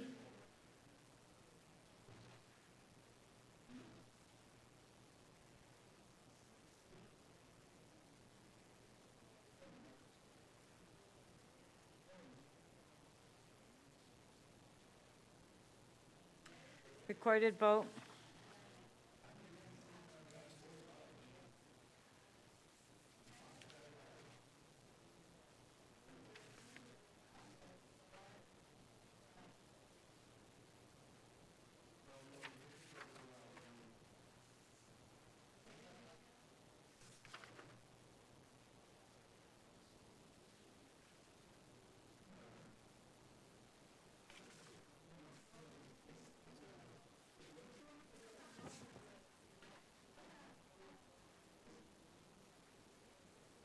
Motion 7B carries. The vote is 19-4.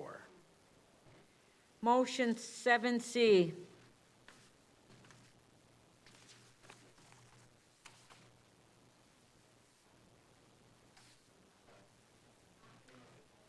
Okay.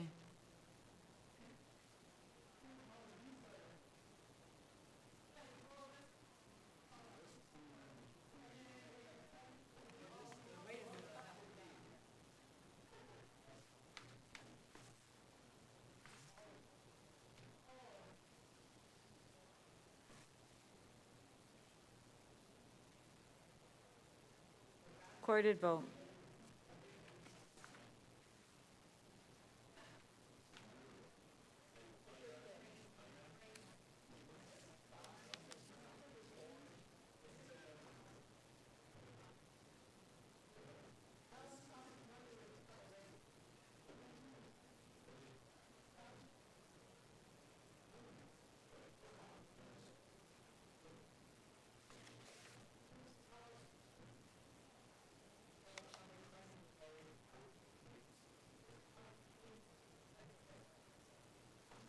Councillor Morley, please.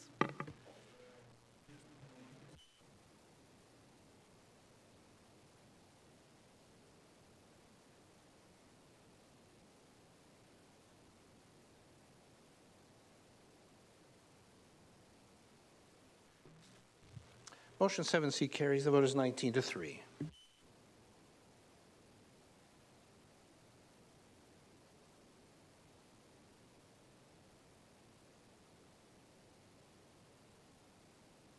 Motion 8B.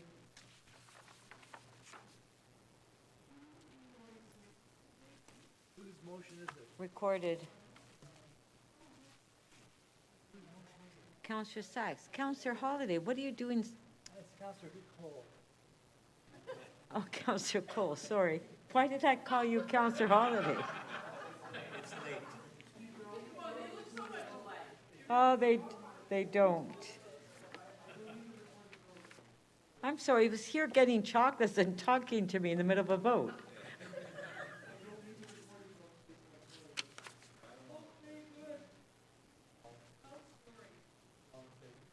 On favor? Carry.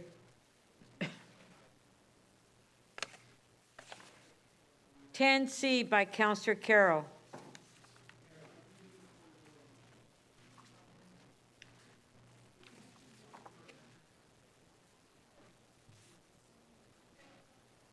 Recorded vote.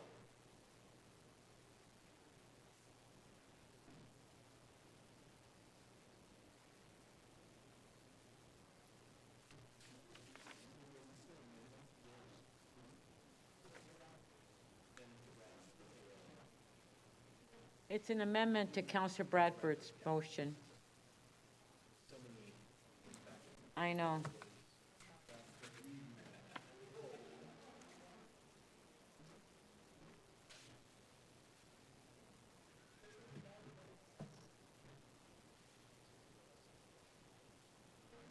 Deputy Mayor Malik, please.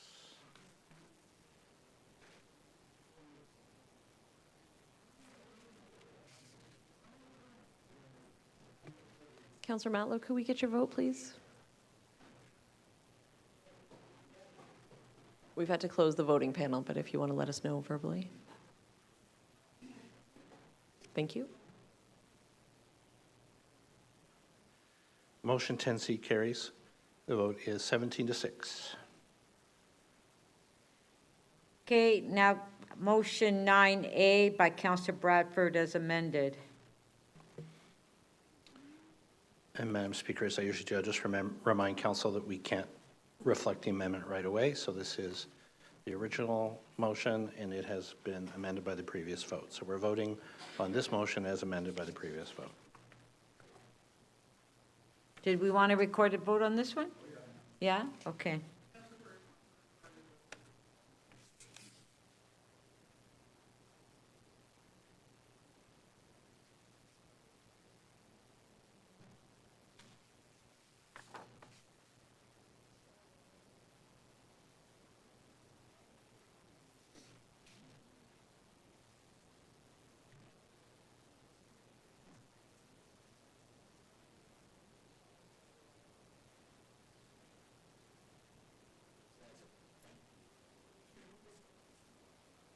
Councillor Myers, please.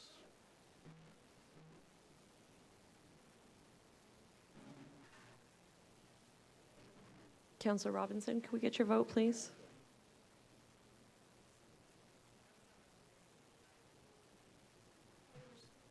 You can just let us know verbally. I had Yeah, to close. no, so, sorry, affirmative. Thank you. Motion 9A is amended by motion 10C carries. The vote is 13-10. Motion 9B by Councillor Bradford. On favor? Recorded vote.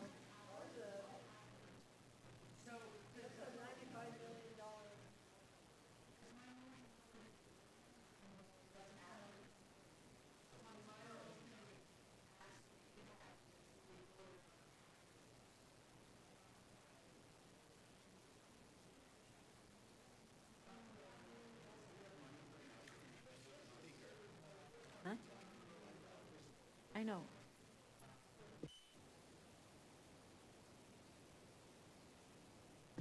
Okay, if we can, hello, Councillor Perruzza, Councillor Fletcher, please, why are we talking in the middle of vote? Councillor Carroll, please. We're in the middle of a vote. Okay. Yeah. Counselor Morley, Counselor Matlow, please.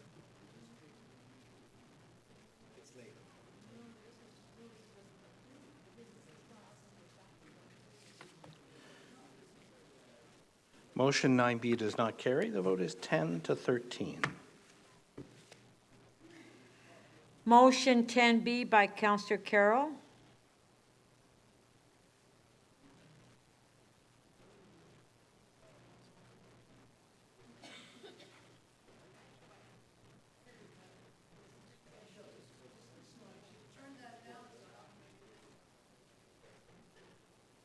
Recorded vote.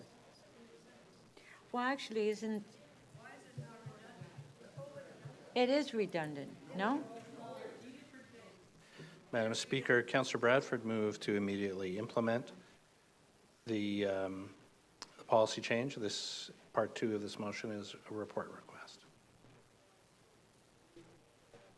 So then you need to separate it, no?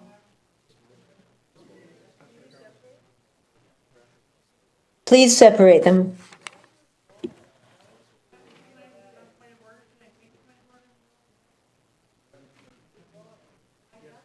Yeah. We can separate it, yes. Please do separate it.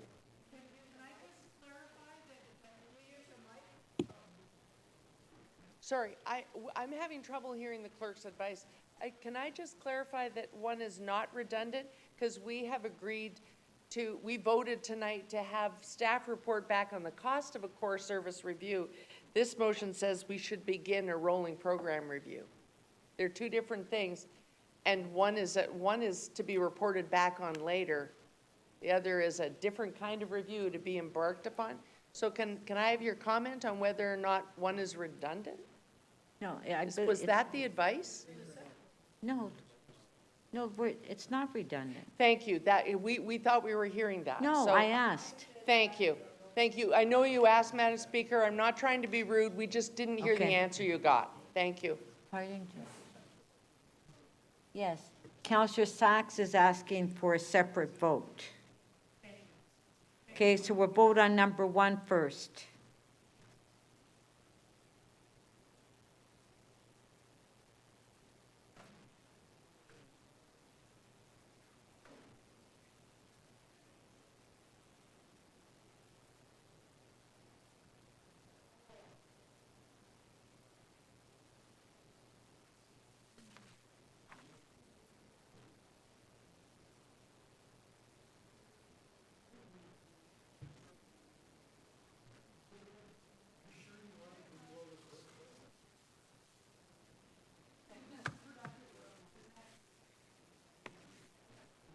Councillor Sachs, please. With all this work, the city will probably be, there'll be no savings. Motion have to hire 10B carries. somebody. The vote is, sorry, I should say part 1 of motion 10B carries.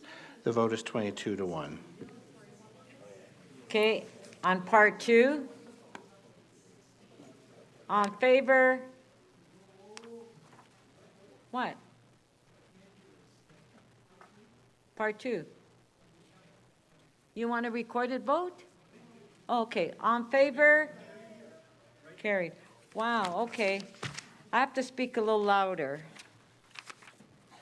Okay, now we're going to the item.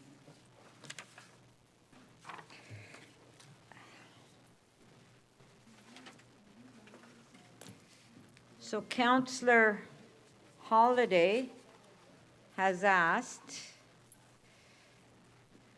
to separate 2, 3, 5B, 5C, 6, 7, 8, 9, 14.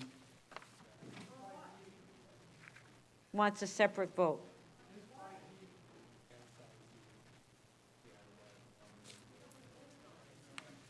Oh, and 5D, sorry, yeah. Councillor Mantes, we're in the middle of a vote.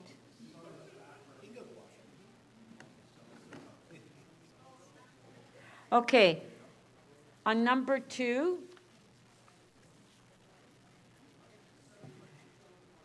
Recorded vote.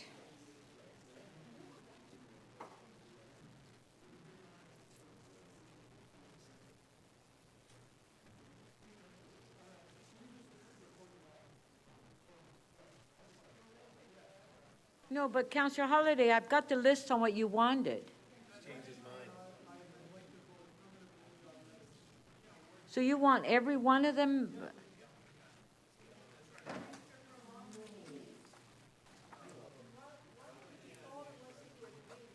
Well, he's changing his mind now.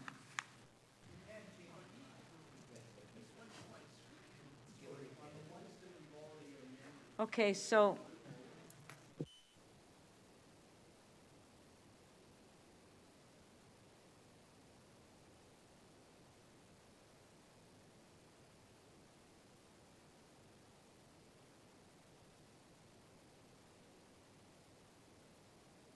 Oh.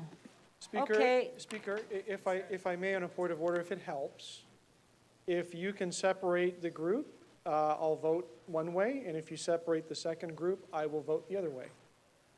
And that would be 2 votes. Thank you. If that makes it easier for you. All right.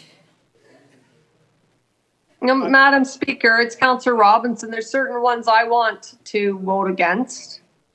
So if he does it that way, I may not agree with his group. Okay, please, let's just put it on the screen and vote the way you want to vote. We're going to be here all night figuring out. Okay. I know, and that's what we're going to do. Can we put... Huh?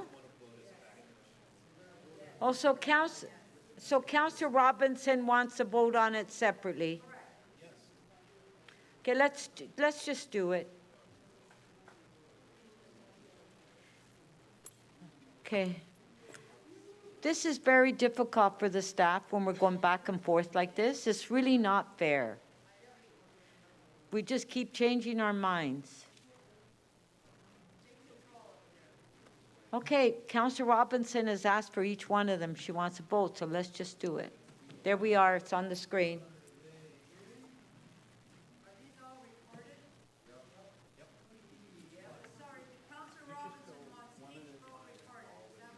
Okay, Councillor Robinson, did you want these recorded?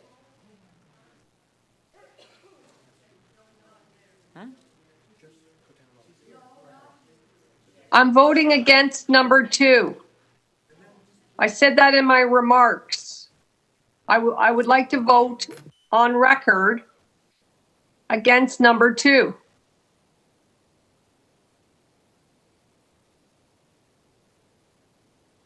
No, we can't.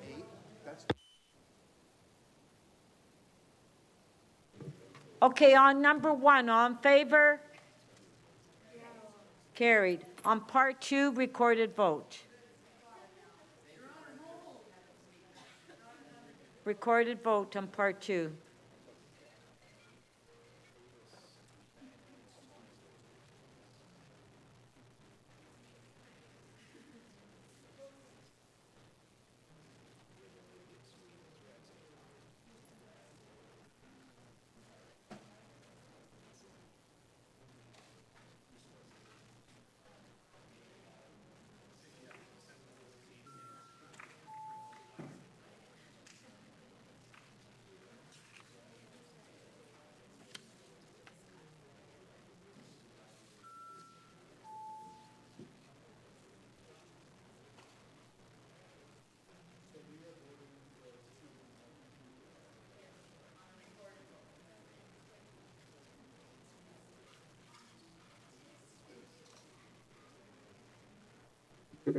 Part 2 of the item as amended carries 20 to 3.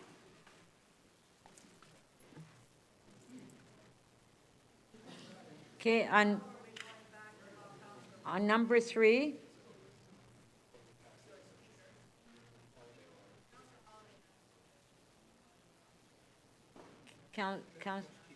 Okay, please, let's just go. Let's just move. I mean, please. Let's just move along. We can't keep changing our mind every time we vote. Number 3. Recorded vote.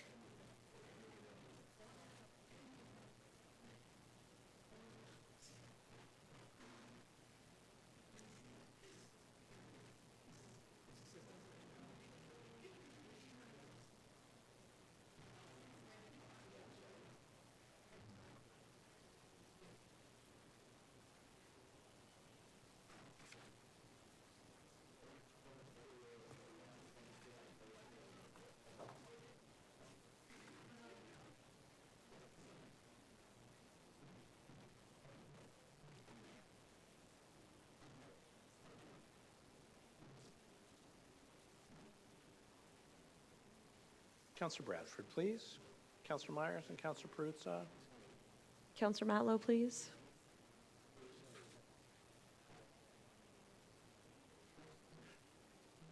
Part 3 of the item is amended, carries. The vote is 19-4. Okay, number 4. On favor, show of hands, carried. Okay, number 5.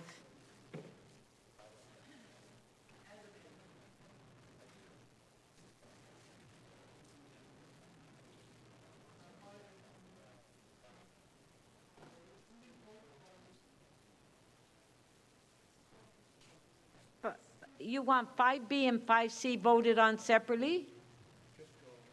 Okay, Speaker, if fine. I can just vote on B, C, and D separately, Okay, and we're then we're just gonna. 5A, E, and F, We're just going to call the vote. continue, Councillor you. Holiday. 5A, on favor? Carried. Okay, 5B, recorded vote.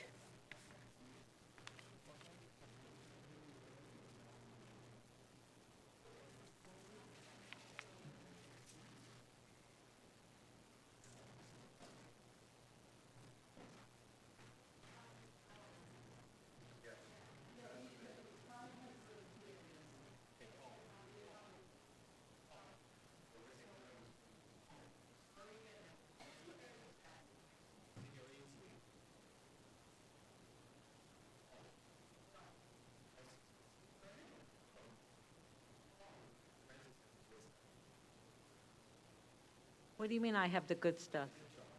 Oh.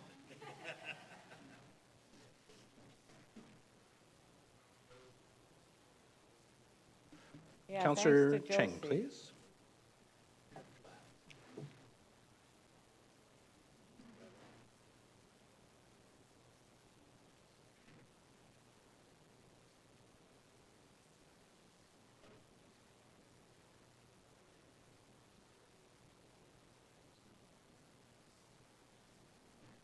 Councillor Robinson, can we get your vote, please? Affirmative. Thank you. Part 5B, as amended, carries. The vote is 19-4. 5C? Recorded.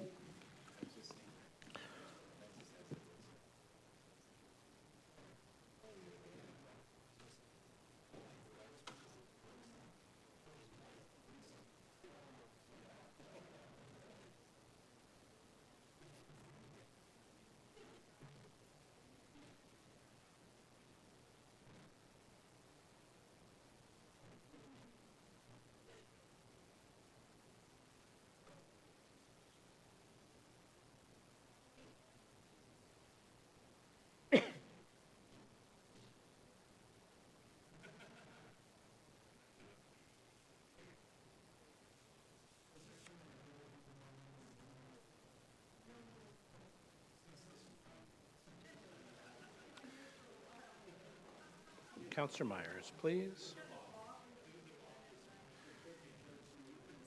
Councillor Perruzza, Councillor Fletcher, thank you. Councillor Ainsley, please.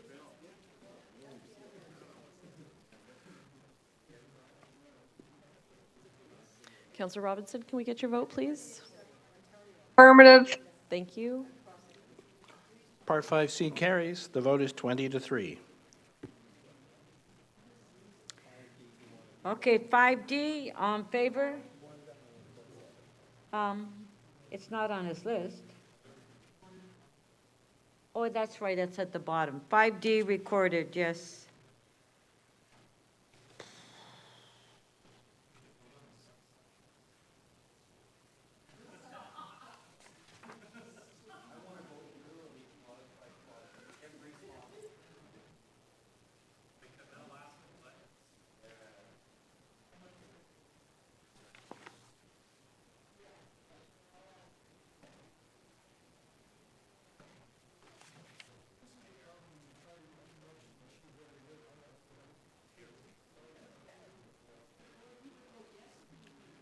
Councillor Perruzza, please.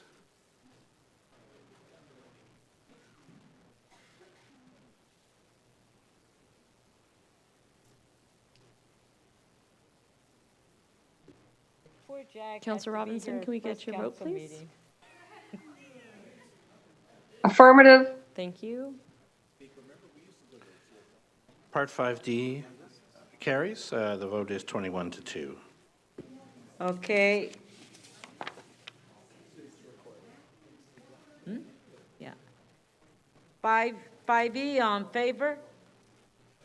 Carried. 5F on favor? Carried. Number 6. Recorded vote.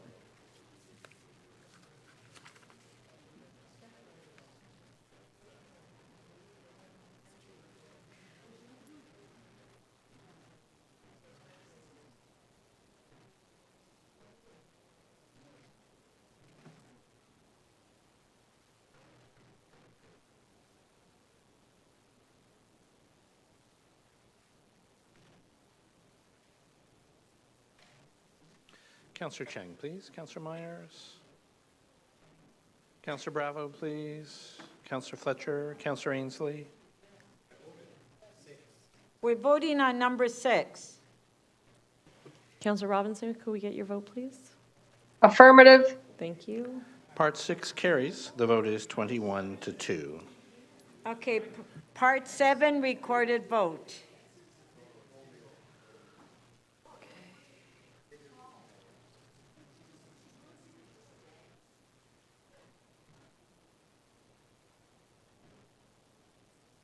Is this recorded?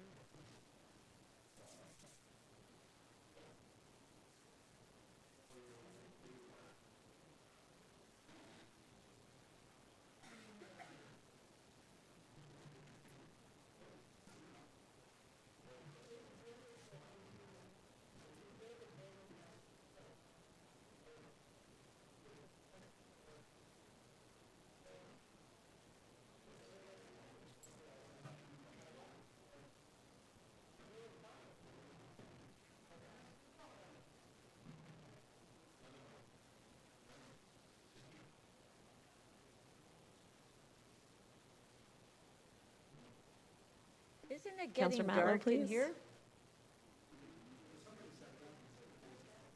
Looks like the lights have all been dimmed. Councillor Matlow, could we get your vote, please? Thank you. And Councillor Robinson? Affirmative. Thank you. Part 7 carries. The vote is 21 to 2. Okay, part 8, recorded vote.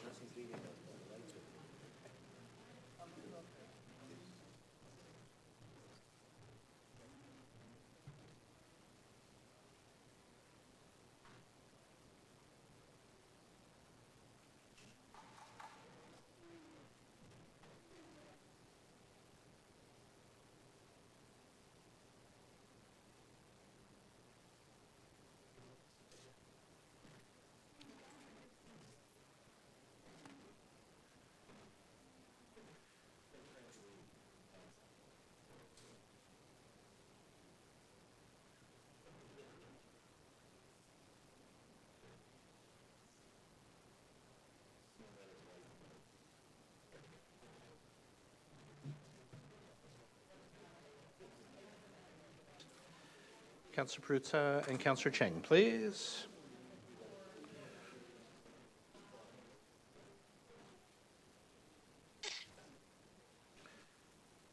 Councillor Cheng, your vote, please.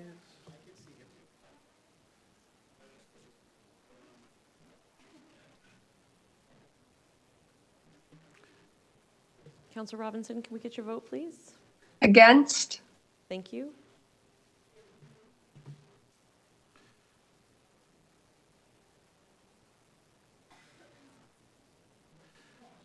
Part 8 is amended. Carries. The vote is 16 to 7. Okay, part 9, recorded vote.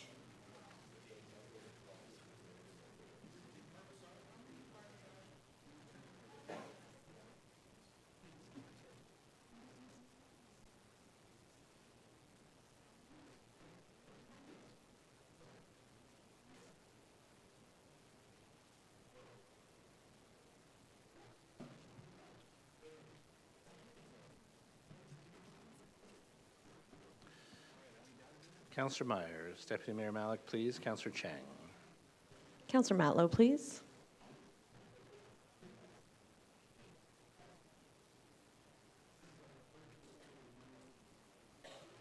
Councillor Robinson, can we get your vote, please?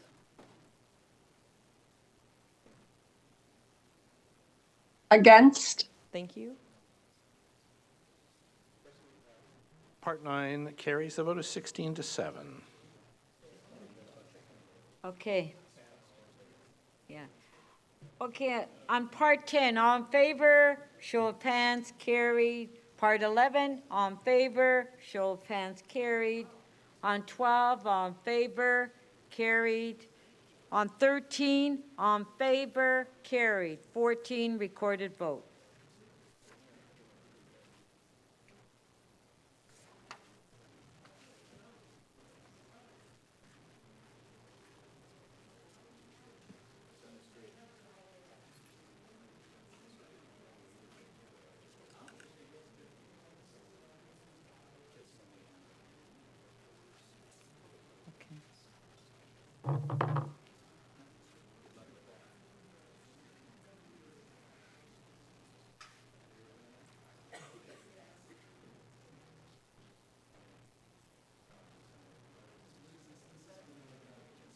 Yeah.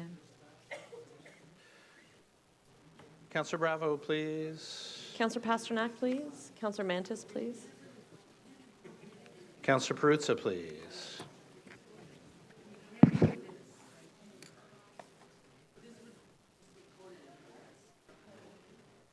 Councillor Robinson, can we get your vote, please? Against? Thank you. Part 14 carries. The vote is 17-6.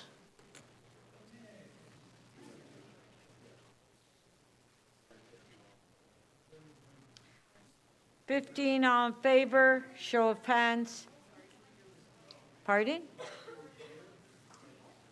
Councillor Cheng wants a recorded vote on 15.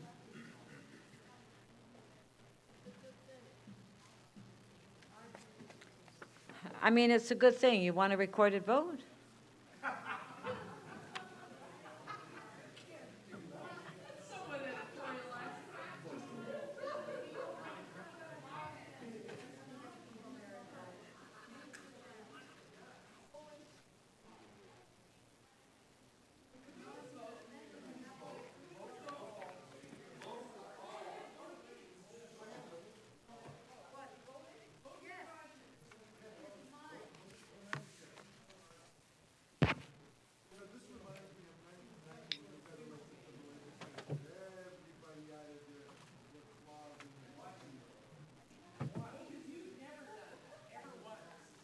Councillor Perruzza, please. Councillor Mantis, please. Councillor Matlow, please.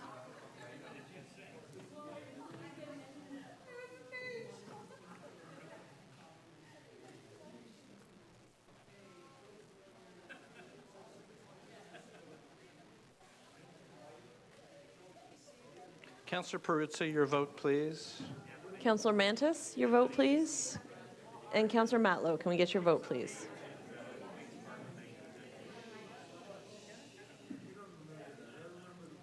Councillor Perruzza, could we please have your vote?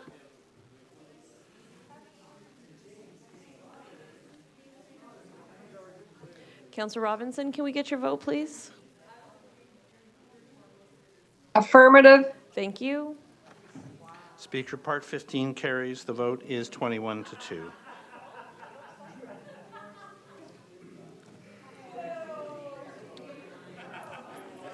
Item is,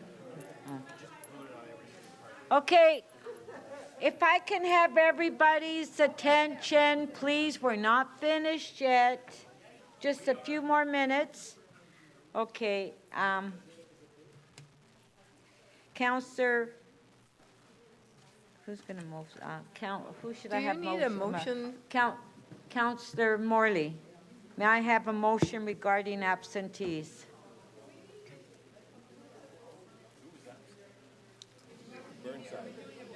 Okay. Madam Speaker. Okay, can I have quiet, please? We're almost there, guys. We're almost there. Let's go home soon.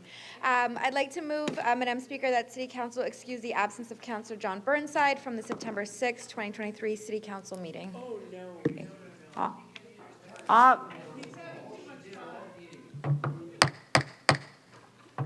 All those in favor?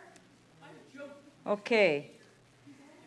Members, before I ask for a motion to enact the general bills, may I have a motion regarding the consideration of submissions on zoning bylaw and official plan amendments? Councillor Thompson, do you want to move this one? Yes, Speaker.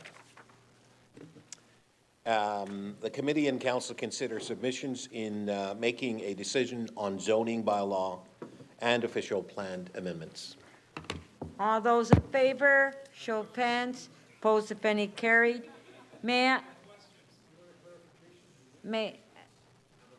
Okay, like, what's going on? Okay. May I have a motion to introduce the general bills? I'll do that.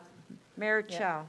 That leave be granted to introduce bills 740, 768, and 780 to 781.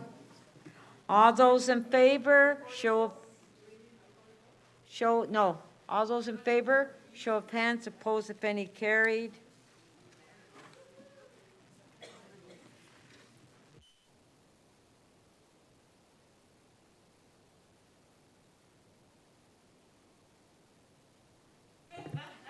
Okay, may I have a motion to introduce the confirmatory bills?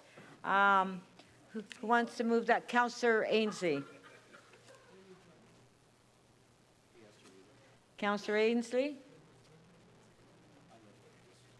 It's on the screen. There we go. The leave be granted to introduce bills to confirm to the point of the introduction of this motion the proceedings of City Council meeting number 10 on September 6, 2023. Shall leave be granted to introduce these bills? On favor? Recorded vote. Recorded vote.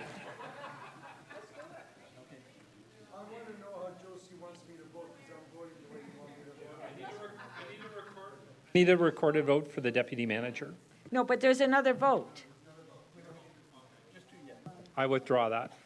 Okay. On the confirmatory bills, on favor, show of hands, carried. Now, shall these bills be declared as bylaws and be passed subject to Section 226.9 of the City of Toronto Act 2006? Recorded vote.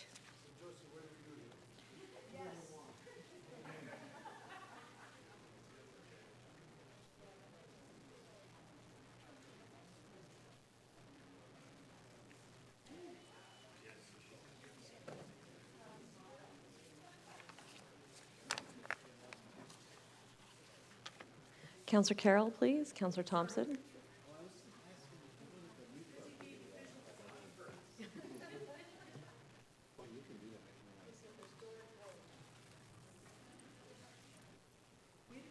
Councillor Thompson, can we have your vote, please? I'm not doing it, so you don't get to leave. Councillor Peruzza, can I have your vote, please? I'm not telling you what it is, okay?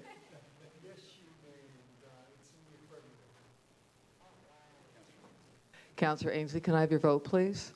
I don't want you to leave. Please don't leave. Yes, affirmative. Thank you. Councillor Bravo, can I have your vote, please? Thank you. Councillor Myers, can I have your vote, please?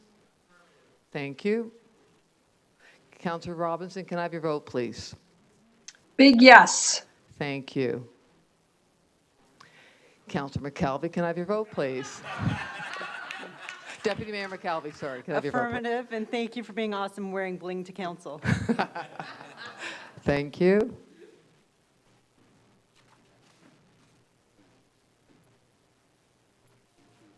The confirming bylaw passes 22-0. Okay. Thank you, Josie, and your last council meeting, and you have to go through this. I apologize. It was worth And that. Jag, your first council meeting, so sorry. So sorry. We're not always like this, I promise you. Okay. And I want to thank the staff today for assisting all the staff. And thank you to all the members of council. This meeting is adjourned. There we go.